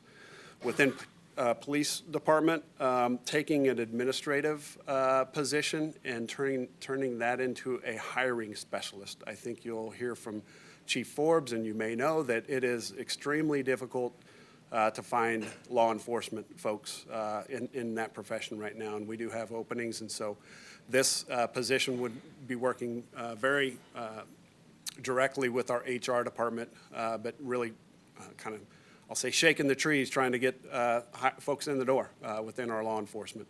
So that would be a reclassification. Our public safety technology manager, this would be a reclassification as well, as we think about everything that we're doing within the security and safety environment with our building access, trying to create uniformity throughout the city, with what we have with video capabilities, and rather than just thinking that's a police department focused position, this would be a citywide public safety technology manager. And then I also think about what we are striving to achieve through our real-time crime center as we do the phase 2 project with police and courts, and we bring on our joint operations facility. I think this position fits directly into that environment as well. Assistant Director of Police and Administration Services would be a reclassification. So in this space, think of all the records management, all the property, all the evidence, and creating that oversight for all of that takes place. And again, speaking to technology, the amount of video with our body-worn cameras, dash cams, everything else. So that would be a reclassification that within our police department. So that's kind of a public safety related category there. Operators in Public Works. I can tell you the request was for 4 operators, and we navigated that down to 2 operators. That's right-of-way maintenance. Think of potholes, think of mowing, those types of things that we need to stay on top of. So you can see 2 operators there. Those would connect back to those mowers that I told you about, those stand-up mowers. Right-of-way inspector. So this is not necessarily maintenance of right-of-way with the right-of-way inspector. This is more management of our right-of-way. And if you think about all the utilities and projects that take place within our right-of-way, we want to make sure that those are being done in accordance with our standards and being done the way we would expect them to be done. Now, that position, there would be, so you see a total there of 87,000. Some of that would be compensated through permit fees, because we do require permits for right-of-way permits to do work in the right-of-way. Some of that would be reimbursed through capital improvement projects too. So that's worst case scenario, general fund impact of 87,000. The same would hold true on the next one, the contract records specialist. This is more in our capital improvement project world. About 80%, we believe, of that 83,000 would be reimbursed through capital improvement project funding. So that's, again, worst case scenario, general fund there. The amount of work that we have going on, when you think about our no tax increase bond initiatives and all of those projects, and then everything else that we're doing, the amount of work in that space has definitely increased. For Central Building Services, a Facilities Maintenance Worker 1. We currently have a Facility Maintenance Worker 1 that is very driven and is deserving to work at a higher level and continue their growth. And so we know that as we bring on additional facilities, I think about joint operations and, again, tying back to no tax increase bond initiatives, eventually across the street, we're going to have even more public space. And, again, tying back to that citizen survey data, you know, the community wants us to take care of the assets that we have, and maintaining our facilities is important to us, and adding a Facilities Maintenance Worker 1 makes sense.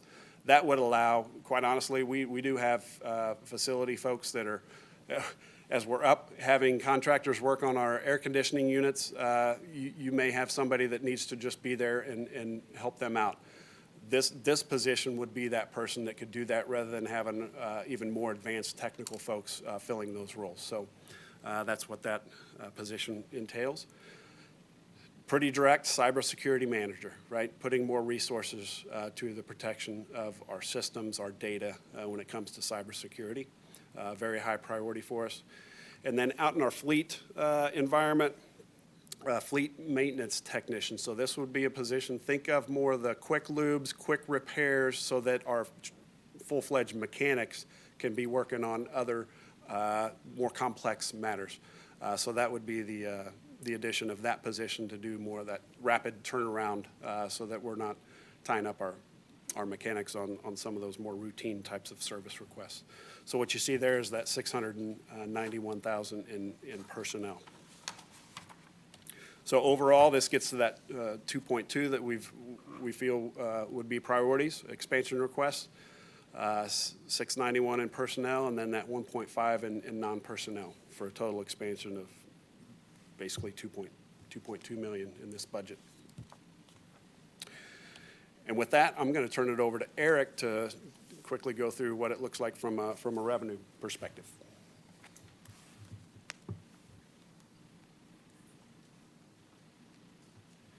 Good afternoon, Eric Stoyanov, Budget Manager. So try to make this one brief.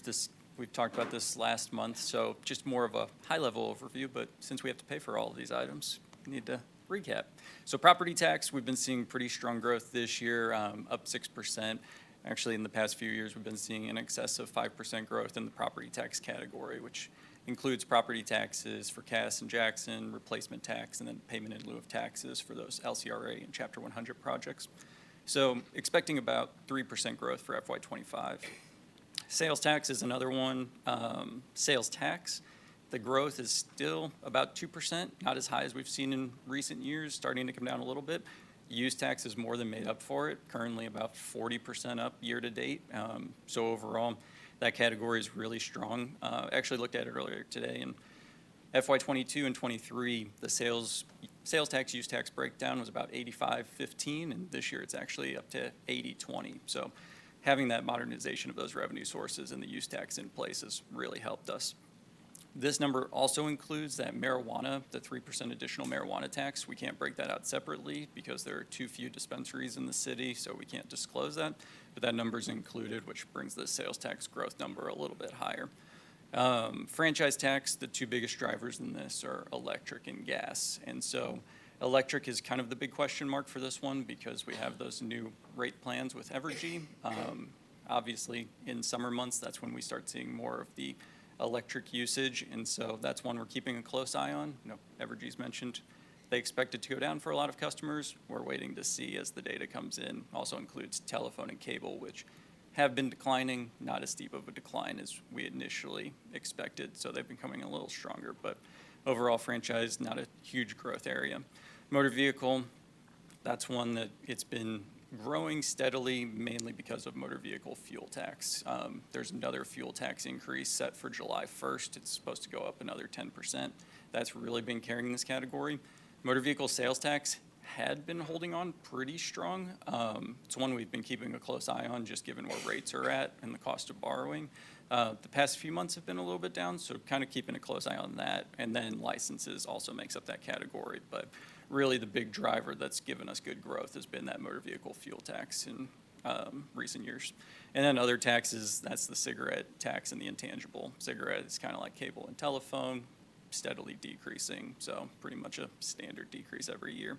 Intangible, that's the financial institution tax. That one's more of a hit or miss. You just can't fully tell year on year, so we went pretty conservative with that number. But overall, kind of as Mark had talked about, that modernization of our revenue sources and the debt levy reallocation, the use tax, the marijuana tax, you can see in the numbers in the total tax category, it's really helped us overall, and we're looking really strong in the tax side of things. In the other revenue, so fines and forfeitures and licenses and permits have been really strong this year. In licenses and permits, we hit some totals for the year budgeted at the mid-year point. Things like grading permits were up, zone fees were up, codes inspection, all of those. So we've been seeing really strong growth in that category. Charges for service, the main one there is the ambulance fees. Investment earnings, obviously, 2022, when we were seeing the rates increasing, so our mark-to-market was hurting us a little bit.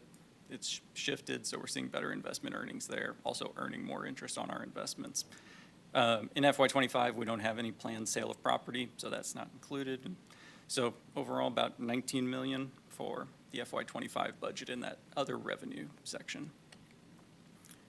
And so then this is what the percentage growth looks like when you look at FY24 versus FY25, and again, kind of like we did on the expense side, excluded that sale of property on the revenue side just to give a more apples-to-apples comparison of where things stand.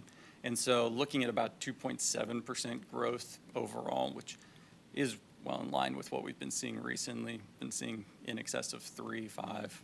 A few years ago, we even saw more than that. So really, we've been seeing our revenues coming in very strong. Which brings us to the final. So we balanced. So the goal is to present you obviously a balanced budget. We do like to say the budget is a plan. It's subject to change, as you guys have passed plenty of amendments this year and can testify to.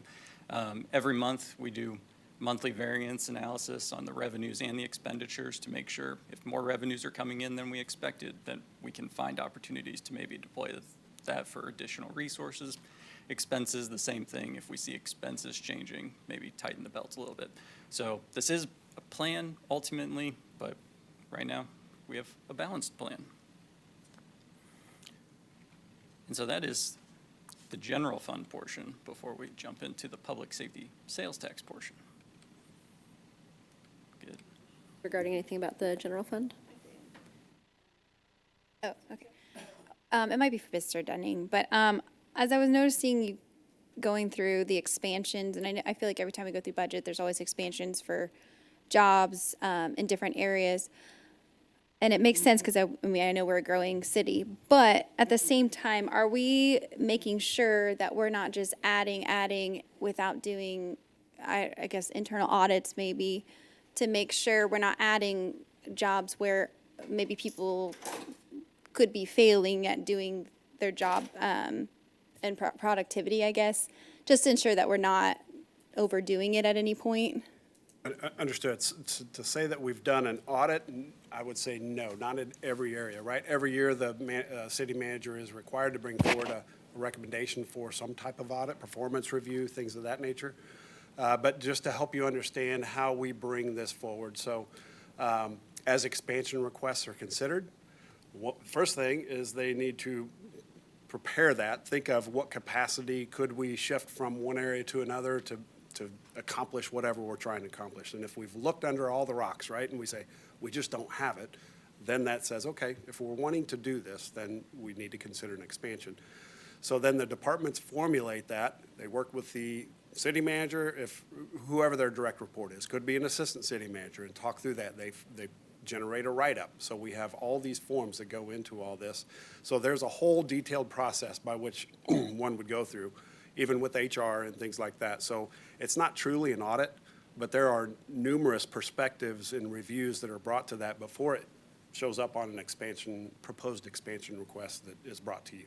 Okay. And are there times where maybe jobs that aren't being looked at as closely because they're just kind of, I don't want to say forgotten about because I know they're not, but to where maybe we think we could do away with certain jobs that maybe we're paying for that we don't necessarily need as time goes on? That goes into motion too, because we need to be adaptable, right? As the environment and the services that we provide change over time. And I think of the tools and the technology that we put to bear. And we always ask ourselves, how's that going to impact our workforce? So yes, that occurs too, probably not to the extent that we consider expansion requests. The other thing that comes to mind as we're talking in this space is that when vacancies come around, we have a process by which you say, okay, we just lost a building inspector, right? What's the forecast look like for development? And do we feel we're going to stay at that same pace or increase? And we navigate that way too. And so we do a vacancy analysis form for personnel as vacancies come about. So I think we've kind of got a multi-pronged approach, but it's not a true audit by a firm. Okay. Thank you for that. To kind of piggyback off your question, if you don't mind me hopping ahead of you, Councilmember Lovell.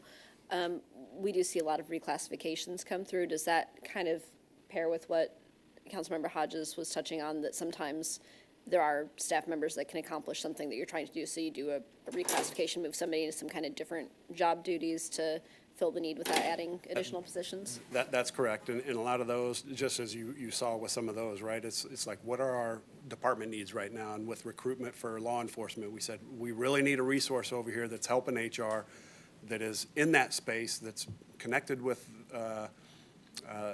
universities and things of that nature, so you have that dedicated resource that can be that pipeline, if you will, to that department, those organizational needs. And so yeah, that's where you see the reclasses come into play, and taking, really that's changing a job description. And when you're reclassing, you're adding more responsibilities, right? As you see those numbers go up. And trying to deploy those resources where they're needed, how they're needed. That's correct. And right, that's when I think about career development, right? That's career development. Member Lovell, did you have some questions? Yeah. So, and I think I remember this from last year, maybe. So do we always try to run at a perfect $0 difference with revenues and expenses? Like if we think our revenue sources are 97 million, we try to match our expenses to be 97 million with a 0 difference. So like the goal is to spend everything we have come in every year? That's been I would say yes, that's been the approach, right? What are the resources that we anticipate, and how are we putting those to use? And so that, and I'm sure we'll have a more broader conversation at council. Like and again, this is just, if you were running a business and you're predicting $97 million in revenues, you would not run, you would cushion that with some sort of profit, right? So some sort of cushion, like 10%, 15%, we call it EBITDA, which gives now a surplus, right, that can be reallocated that would scare me as a business owner, going in and saying, here's our revenues, here's our expenses, and we're gonna end up at 0 at the end of the year. I understand that's different here, and then also thinking about how we've taken a lot of money out of our reserve fund balance, that I don't know, it's hard for me to wrap my head around a zero-based budget. Well, not necessarily a zero-based budget, but spend it up to the max and then hope we get the revenues and hope the expenses match up. There are some factors within this budget. I think about vacancy savings, right? And we're seeing that this year with the budget that we're in this year. And so I fully anticipate as we finish this year, you heard the 785,000 that we'd like to fund out of this. So, I mean, that's not even all, not even close to what we feel we'll end the year with. So I have the anticipation that we'll be continuing even with the fiscal year 24, adding to that general fund reserve to some level.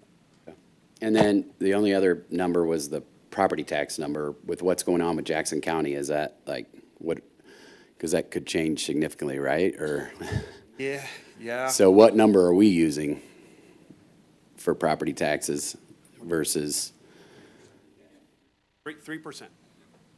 a 3% increase from last year's collection? Okay. And do we, I mean, I don't know enough about what's going on with Jackson County and everybody contesting their property taxes. Like, is there a possibility that we see that go down or?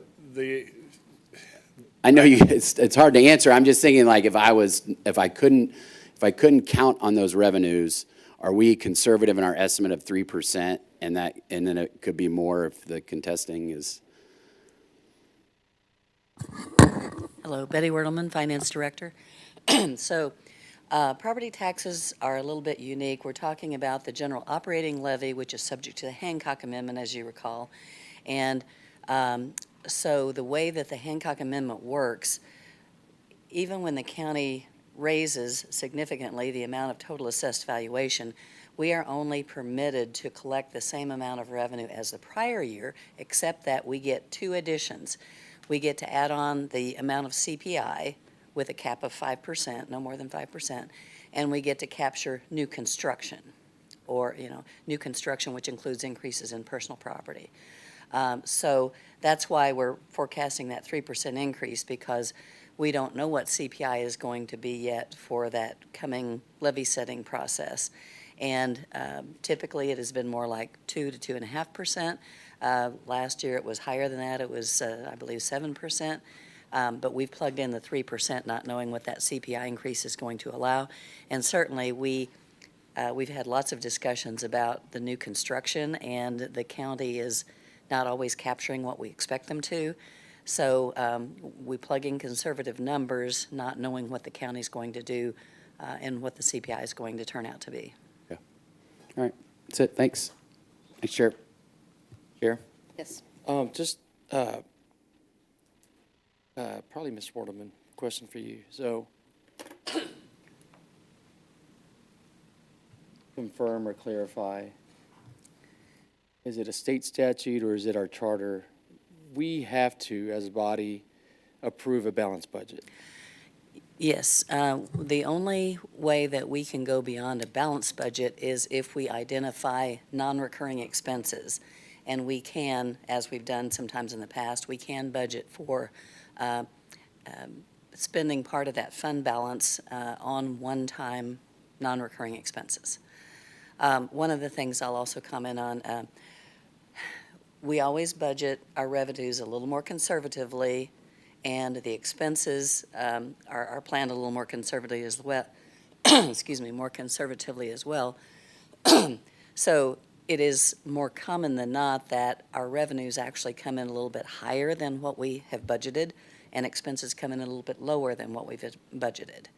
Now, it can vary from that, and as you've noticed in recent years, we have put a lot more time and effort into doing ongoing tracking on both sides, both the revenues and expenditures, and trying to get a more accurate, balanced budget on both sides of the coin. You talked about adding to fund balance. We've had years where we added significantly to fund balance because we had much higher revenues than what we had expected, and we could not spend enough money because we couldn't fill positions, and supply chain issues caused us to not be able to buy all the things we planned to buy. So you have those kind of factors that come into play. But we want to be cognizant of the fact that when we're asking the public for approving sales taxes or various taxes, that we are investing that money and not just hoarding it and sticking it back into fund balance. we want to invest in the community and provide goods and services to the people. So we're trying to reach that sweet spot of combining all that together, of investing money in the community, and making sure that the resources that the public has approved for us to use are being utilized appropriately. But you are correct, we don't want to go overboard on spending too much of that fund balance. And again, we're doing this review now of the new policy on fund balance and spending any amount that is over that 35% level, making sure that we keep at least that 25% reserve balance. And then we still have that gap in between the 25% and 35%. That is discretionary spending if we chose to use that. That's very helpful. I appreciate that. And I know that I agree with Councilmember Lovell. I mean, from a private sector perspective, obviously you always want to keep your costs and operational costs as low as possible. And if a company or whatever you're selling is doing a good job, you hope you have the highest profits possible. It's been my experience when you're dealing with public sector here that, yeah, you have to have the balanced budget, number one. And there's a lot of, like in us, correct me if I'm wrong, a lot of our expenses and personnel have been more in public safety versus the other regular employees. So I know that's a balancing act, and all I can say is, like, the last few years that I've served on this committee is where, you know, you're privy to some of this information, and the budget process is just a gauge. It's just like I think City Manager Dunning said, it's just a guide for us to follow, and we're going to continue to make adjustments as we go on throughout the year, the fiscal year. So it's kind of a moving target. Versus in private sector, I think you have a little bit more control over your expenses. And of course, the more you sell, bottom line, right? So, but that helps me clarify that our goal is to have a balanced budget legally. Yes. But it's just a guide. Exactly. Yeah. All right, thank you. Can I just ask, is that a balance? That means you can't present a budget that shows a deficit, though. You could show, you don't have to balance it to zero. You could have, right?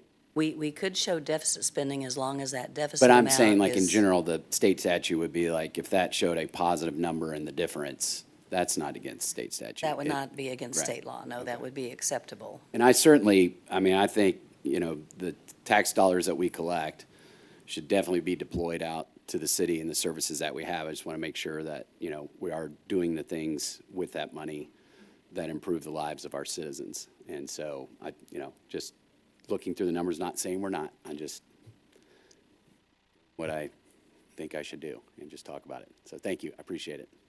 Thanks, Jared. Thank you. And I appreciate the discussion. I think the really good points made about our fund balance reserve policy. I look at this as, I'm sure there were a lot of requests made by different departments that weren't funded, that you took a look at what all the needs were, all the wants were, and you pared it back until it matched what our expected revenues were. Since I know, for example, Mr. Dunning, you talked about you started wanting 4 operators and you cut it back to 2. You found a way to cut that down until it matched our revenues. Is that correct? Yes, that's correct. That's one way that we look to balance the budget. And again, it's a lot of different priorities that comes to bear, and you just think, where should those be placed? No, and I think it makes sense to do this, because we're also going to be having discussion later on tonight and then during this year about how we're spending down that reserve balance to make sure that we're investing in the community. So I think it wouldn't, to me, make a lot of sense to try to pare that way down and keep adding to that reserve when we're also trying to find ways to deploy those funds. So sorry, I think we're having a little bit of internal discussion up here still, which is fine. Would you guys mind if we took just a quick 5-minute break before we go on to the public safety sales tax portion? So let's come back at 5:45, if that's okay. Thank you.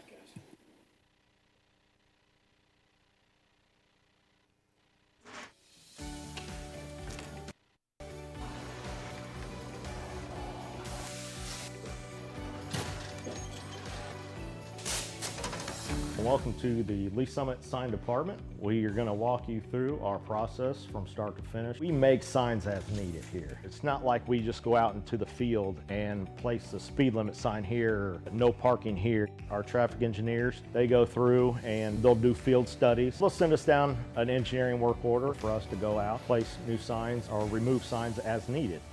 Coming from the material, our blanks come in and they're just aluminum blanks. We can put our white, our red, our fluorescent yellow, green, whatever. And basically what it looks like is just that there. Throw it up into the roller.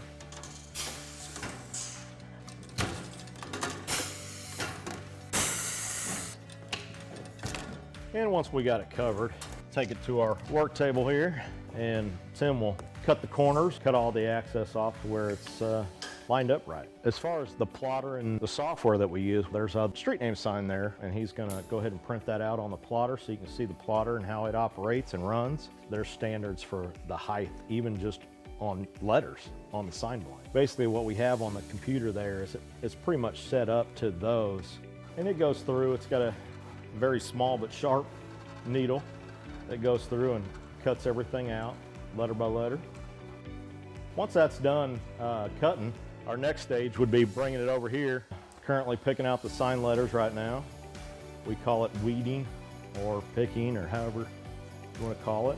Next, putting it on the transfer tape.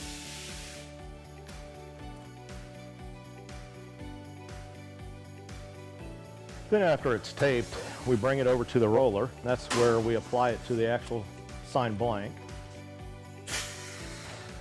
And we'll roll it through one time just to get the air bubbles out.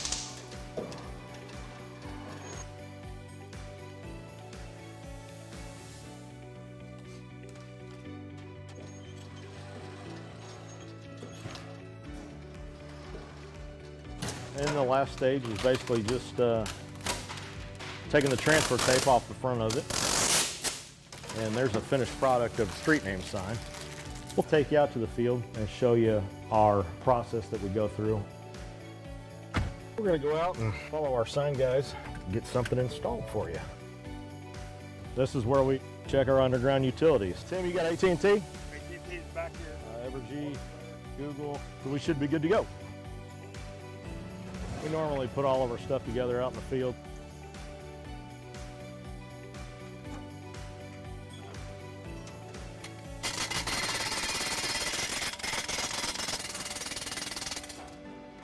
Then once the base is installed, we'll go ahead and put the post in there. We've come up to perfect. And that's how we do it. Simple, quick.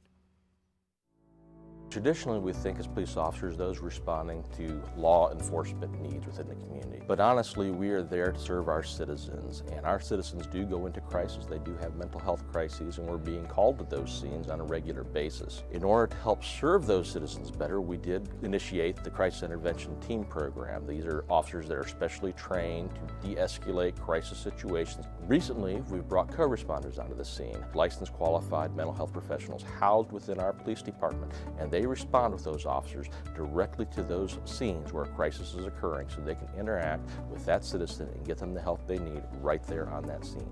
The co-responders are either bachelor or master level in a behavioral health related field. They wear plain clothes, they don't carry weapons or anything like that. I have a police radio that I listen to all day. Listen for, those key words: mental health, behavioral health, crisis. There's a lot of officers that just call for me. I have my own radio number. I also have the ability to self-dispatch to them and say 982 is en route. Officers en route, 914, Armstrong. So typically I arrive after they've made it safe. I'll make contact and get kind of the rundown, and then I just kind of jump right in. I'm like, hey, my name's Allison. I'm a mental health professional. I'm here to help you. I'm not here to take you to jail or arrest you. Sometimes all a person needs is a voice, someone neutral, someone outside that, can listen.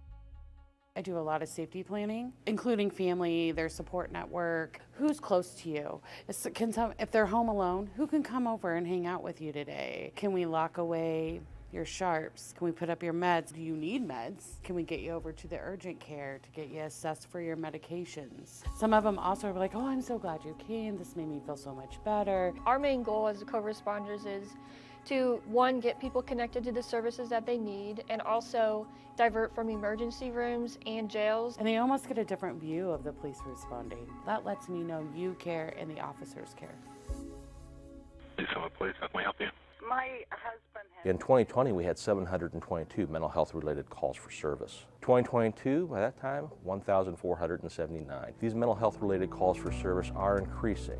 How we're responding to that is increasing the number of crisis intervention team officers we have available, as well as the number of co-responders we have available to respond on these calls. So what I think is important for the community to know about the co-responder program is that we're here, we exist.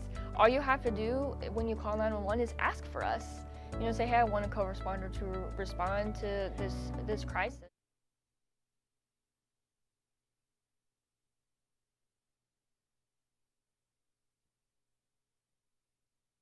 Sales tax, and then I will turn it over to the chiefs to go a little bit more in detail in their respective budgets. So I will actually think this trend is more visual. So personnel, you'll see that is a big increase for the FY25 compared to the FY24. We have 17 new positions that are being proposed as part of public safety sales tax, as well as a reclass, and then there's some shifting as far as positions and where positions are allocated that makes up that portion. And then you'll notice kind of the wild swings. Obviously, public safety sales tax is a relatively new fund, and a lot of these just have to do with things in the FY24 budget that were one-time expansion related costs, and like professional fees and like the heart safe that you guys had approved last year. You know, the bomb robot was like a one-time expense, and then there's other things obviously in this budget that help make up. So the other supply services is kind of like the general fund. It's professional fees, equipment, consumable tools, things of that nature. And the chiefs will talk a little bit about some of the expansion requests in there, but that's mainly why you're seeing kind of these wild 20% drops, 35% increases is more related to those one-time non-personnel costs that were in FY24, either in the initial or purchase order rollover amendment or other amendments. So overall, we're looking at about 6.5% increase for the FY25 budget compared to FY24 for public safety sales tax. And so here is another just breakdown for public safety sales tax. A little bit different picture here, but 80% of public safety sales tax is dedicated to personnel at the moment. I think last year was more in line with what the general fund is. But again, that's related to some additional personnel this year, some non-personnel one-times dropping off. So it's just fluctuating a little bit. Again, a new fund. And then I will turn it over to Chief Forbes to go a little bit more detailed into the police side of public safety sales tax. Thank you, Eric. Chair, members of the committee. Travis Forbes, Police Chief. I'll discuss some of the police expenses. I'm going to run through some slides and actually go backwards to have Fire discuss their expenses too. Some of these are a little mashed together, so to speak. But, you know, I'll just start with that we always look at service expectations. And I wish that somewhere in my public service career that service expectations did not exceed the revenues, but they always do. So we have to make value judgments. And so that's what we've done here in the police budget. And I'm sure that most of my fellow department heads have to do the same thing. We have to make decisions on what it makes sense to spend the funds that we have available to spend. So with the public safety sales tax, it increased our ability to meet some of those service needs and to better serve our community. As noted, it's really our fault that the personnel services cost has gone up so substantially, and that was deliberate because recruitment in law enforcement has been extremely difficult. We are blessed to be under 10% vacancies in sworn law enforcement officers. Most of our agencies, counterparts in this area, are somewhere between 15 and 25% vacancies. So we're in pretty good shape comparatively, not as good as I'd like to be, but this year we are focusing more on staffing than we have in the past. We front-loaded a lot of our public safety tax expenses on civilian positions, which are easier to hire, and on equipment that we needed as well. So that kind of reflects the numbers that you see listed here. Again, I'll come back to fire.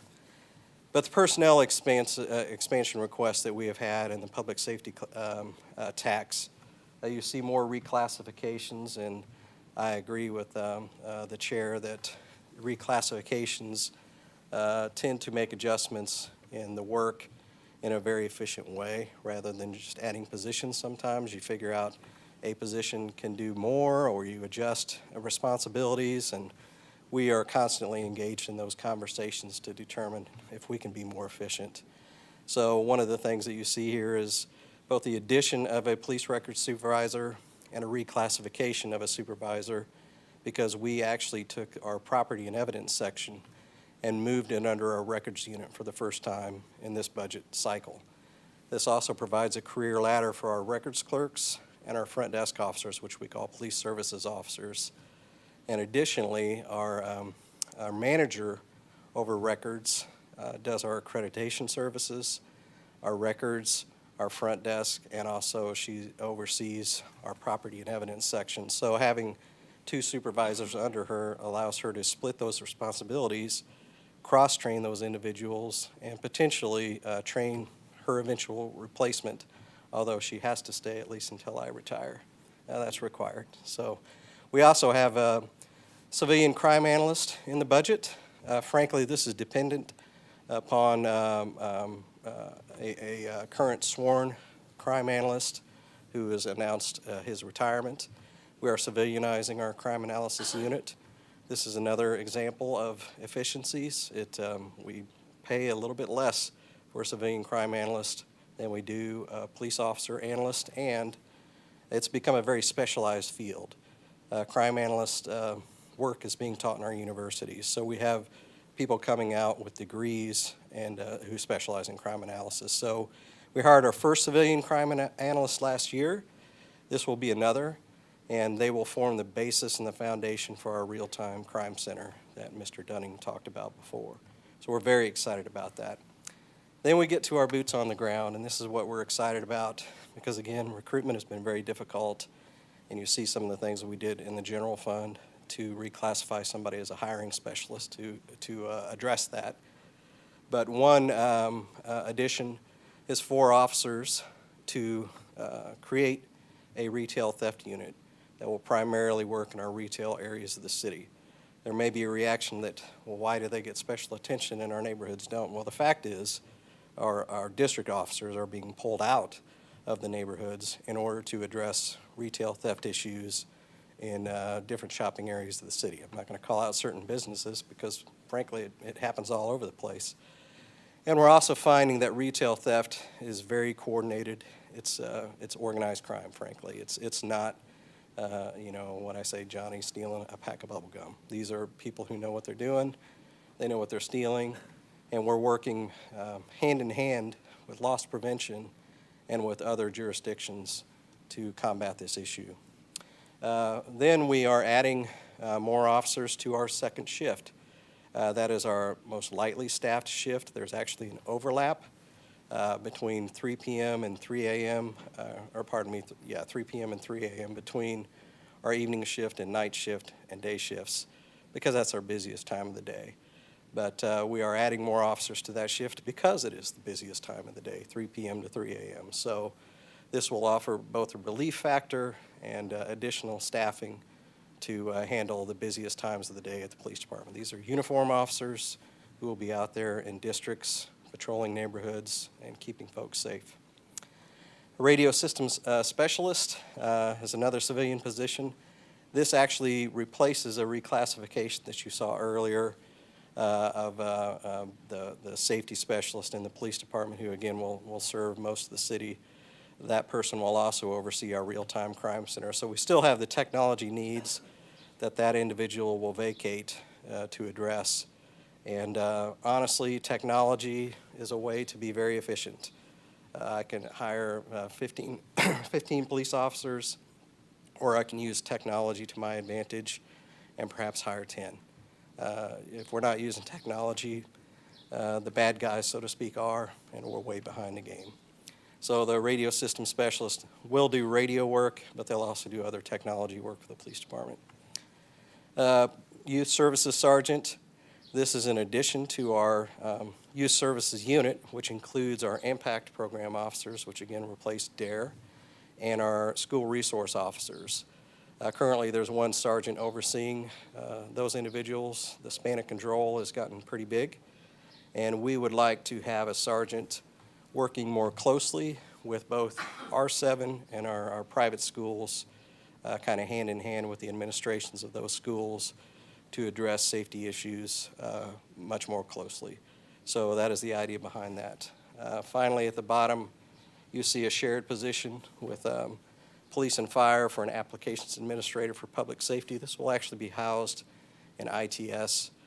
We are cognizant it's coming out of the public safety sales tax, so we'll work hand in hand with ITS, fire and police to keep that individual dedicated to public safety issues in light of the where the funding is coming from. I'll go to non-personnel real quick. There's only one thing for the police department. That is actually our emergency services squad or our SWAT team's deployment van. This was not included in the VERP, the vehicle replacement program for the city. There was a handful of vehicles that weren't, that have corrected over time with funding sources when appropriate to get into that vehicle replacement program to better reflect our fleet needs. So I don't know if you want to address questions for police now or wait till fire is done with their presentation.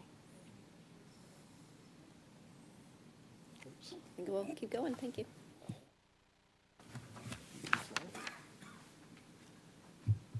Good afternoon, Chair and members of the committee. Mike Snyder, Fire Chief.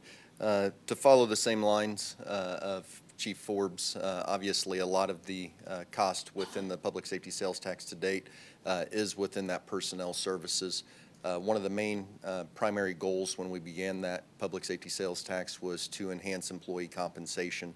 That is a good portion of what you see, in addition to the staffing for our 7th ambulance and our 8th fire apparatus. We do have some continued contractual obligations that you see within that number for this fiscal year, as well as the proposal of a couple additional positions within the organization. Has been mentioned the fluctuation of each of these lines.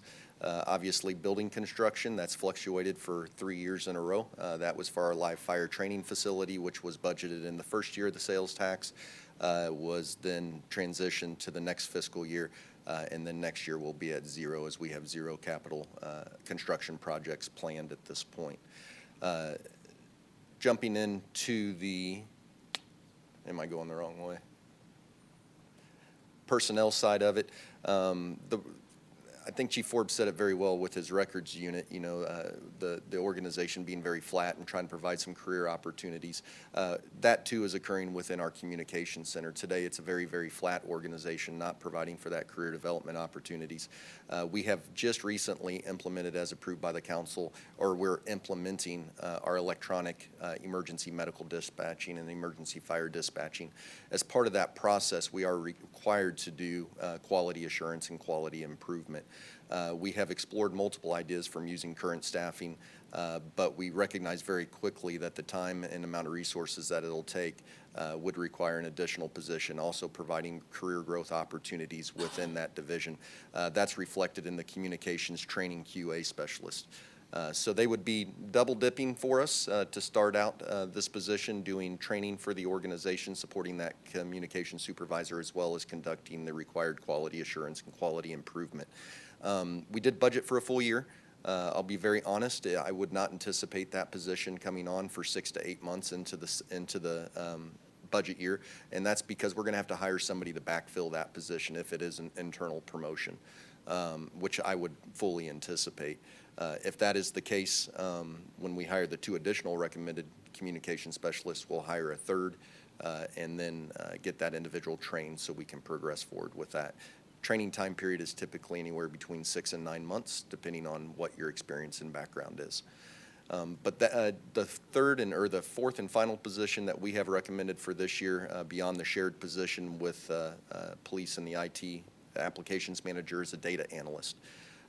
This is, as our organization has grown and as we have shifted responsibilities on, as we're constantly evaluating those responsibilities among each of our chief officers as well as our civilian staff.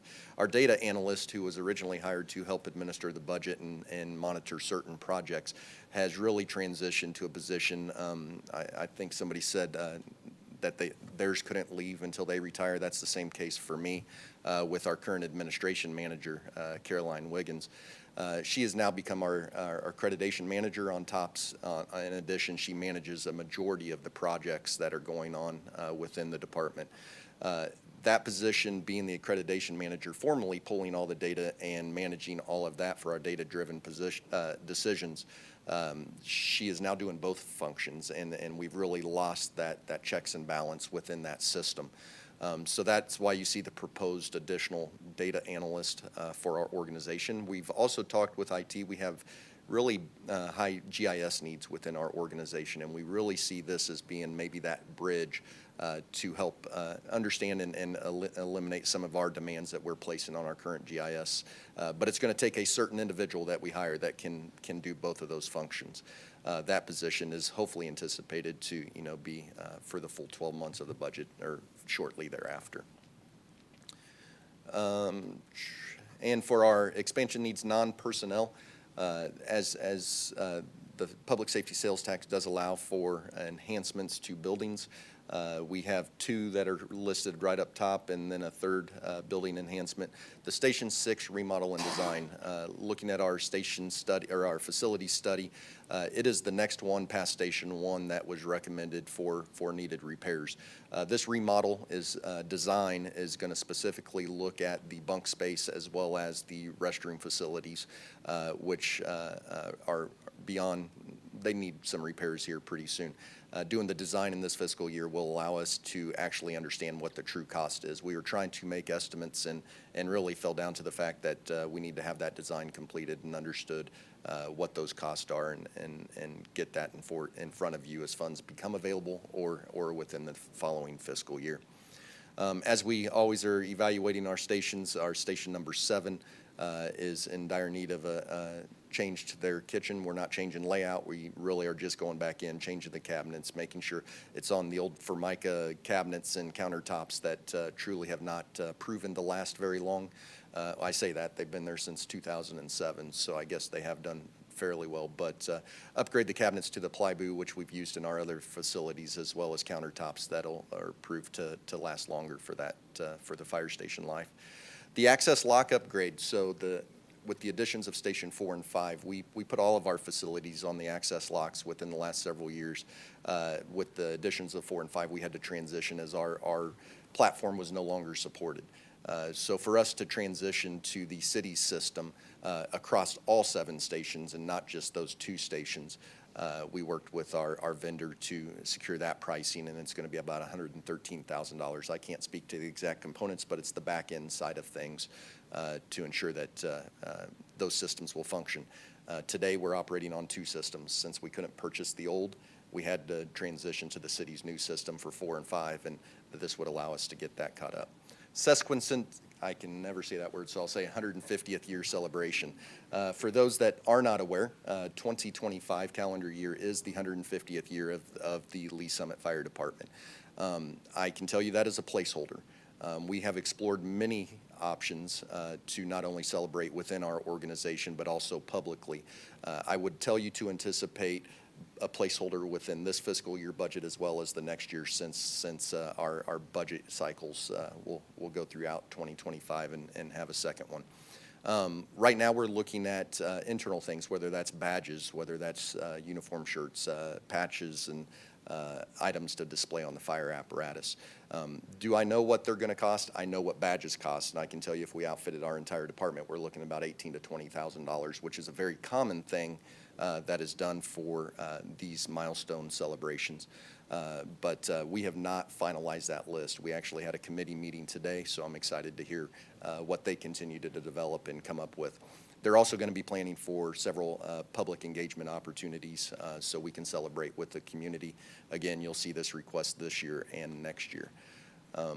So that ultimately completes my expansion request within the public safety sales tax. So I'll stand by so Chief Forbes can answer all the questions. Thank you. Do we have any questions on the police?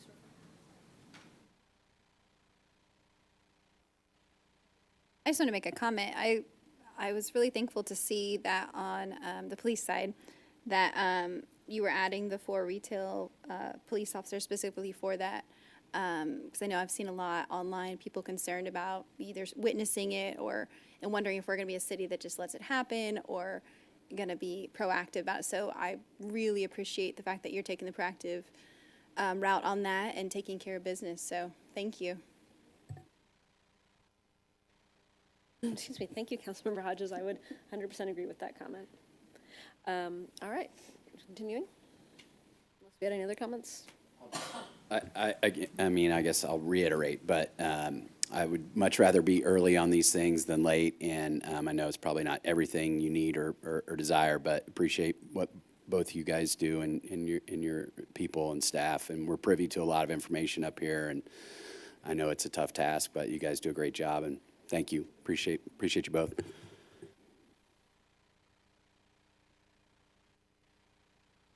Just wrapping up this portion, so personnel expansion needs for public safety, about 1.5 million, non-personnel, just under $500,000, so total expansion needs right around that 1.95 million. So again, talking about revenues, with sales and use tax, we've seen pretty much the same trends, obviously, on their side as we have on the general fund. So anticipating roughly the same amount increases that we did with the general fund, which put us about 3% growth for the sales tax combined.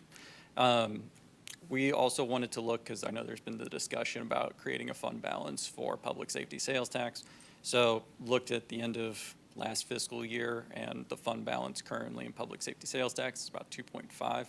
We'll say, given trends in public safety sales tax this year, this number will be increasing, can say with pretty high confidence this year. So don't even know exactly where that will be, but it will most likely be going up, the fund balance portion. And so with the revenues and expenses, revenues are exceeding expenses in the public safety sales tax by about $445,000. Councilmember Lovell's point, general fund, it's a little bit more diversified when it comes to our revenue sources. So even if we have some categories underperforming, we typically have some others that are overperforming. So things tend to work out a little bit better than when you're just basically relying on our 2 most volatile revenue sources with sales and use tax. So with this budget, we kind of prefer to have that margin of safety a little bit instead of getting exactly to 0 as the difference. And so that's reflected here with that $445,000 revenues over expenses. And then I'll turn it back over to Mr. Dunning to wrap things up. Thank you, Rick. So our wonderful city attorney was coming to mind on the balanced budget, and it's contained within the charter that we do balance our budget. So that's a charter provision, section 11.3. Just I couldn't remember if it was a state statute or where that was found, so he helped me out with that.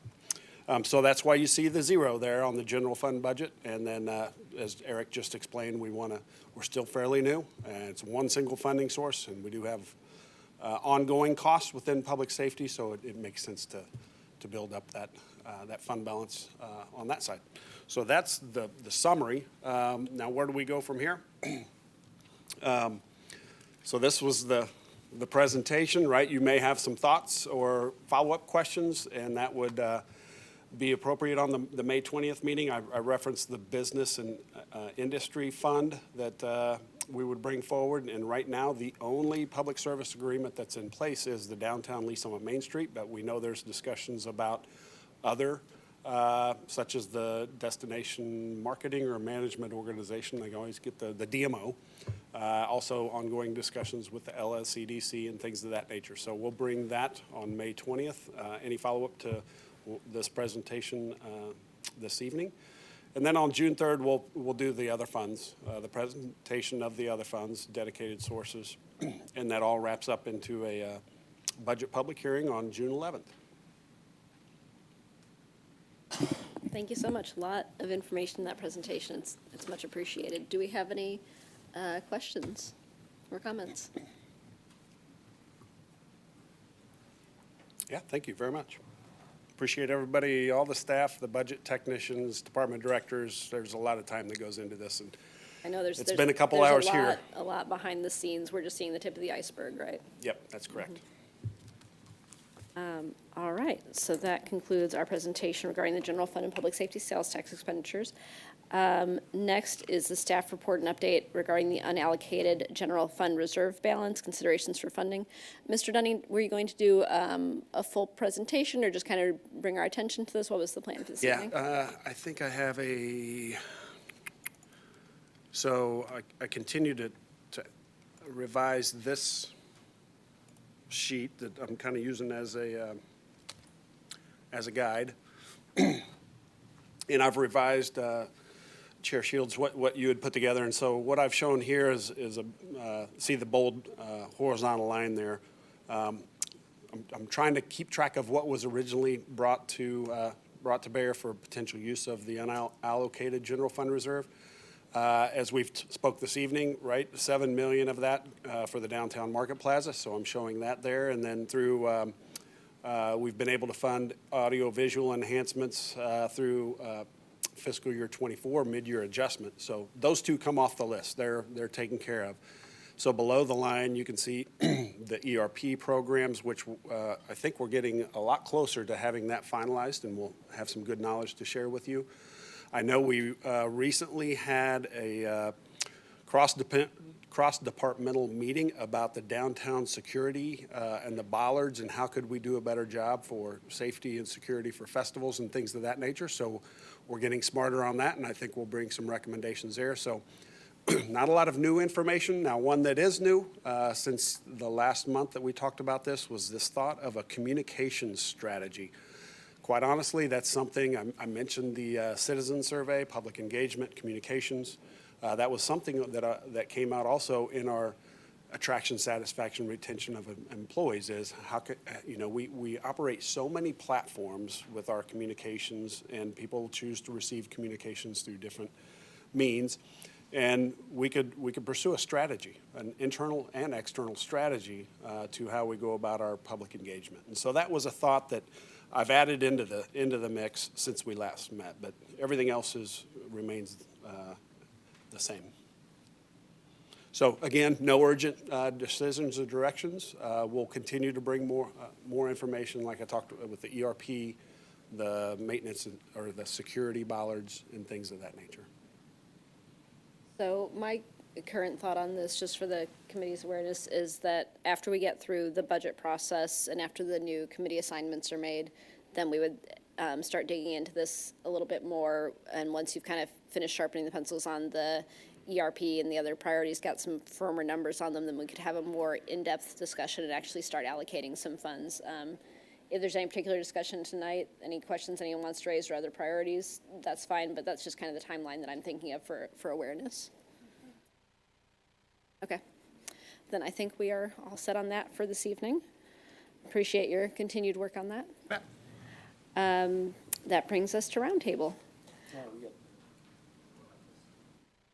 Which is roundtable?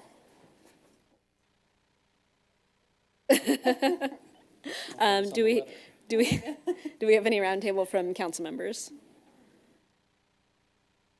I think I've already hit the topics I wanted to talk about. So I think we put the investment portfolio report as a written report. Ms. Wertelman, could you just discuss that really briefly and see if there's any additional questions from council? Yes, so typically we do a presentation on this report, but because of all the material we were covering tonight, at Chair's request, we put that under roundtable. As you all are, I'm very familiar with our investment policy that restricts us to doing very conservative investments with our available funds. We do have maturities each quarter. We reinvest funds as they become available. According to the investment policy, we have a pre-approved investment broker-dealer list that has not had any recent changes to it. I think the last change was approximately two years ago. The report includes maturities during the last quarter as well as new investments during that same quarter. Have any questions? We have Susan Brockhouse, our cash management officer, available for any questions you might have. So if anyone has any specific questions, or if you'd like to request the full presentation that we usually get, we could put that on the next meeting. Just with the amount of substance we had to cover tonight, I asked them to make this a written report instead so that we'd get out of here before 10 in the evening. So any specific questions, or does anyone want to request this to be a full presentation at a later date? Or is a written report sufficient? As long as we're making money. All right, looks like the written report will work for this time, so thank you so much for that. If we have no other items, just remember we've got the special meeting on May 20th, so make sure to put that on your calendars, members of the committee, and we will adjourn at 6:15 p.m. Thank you.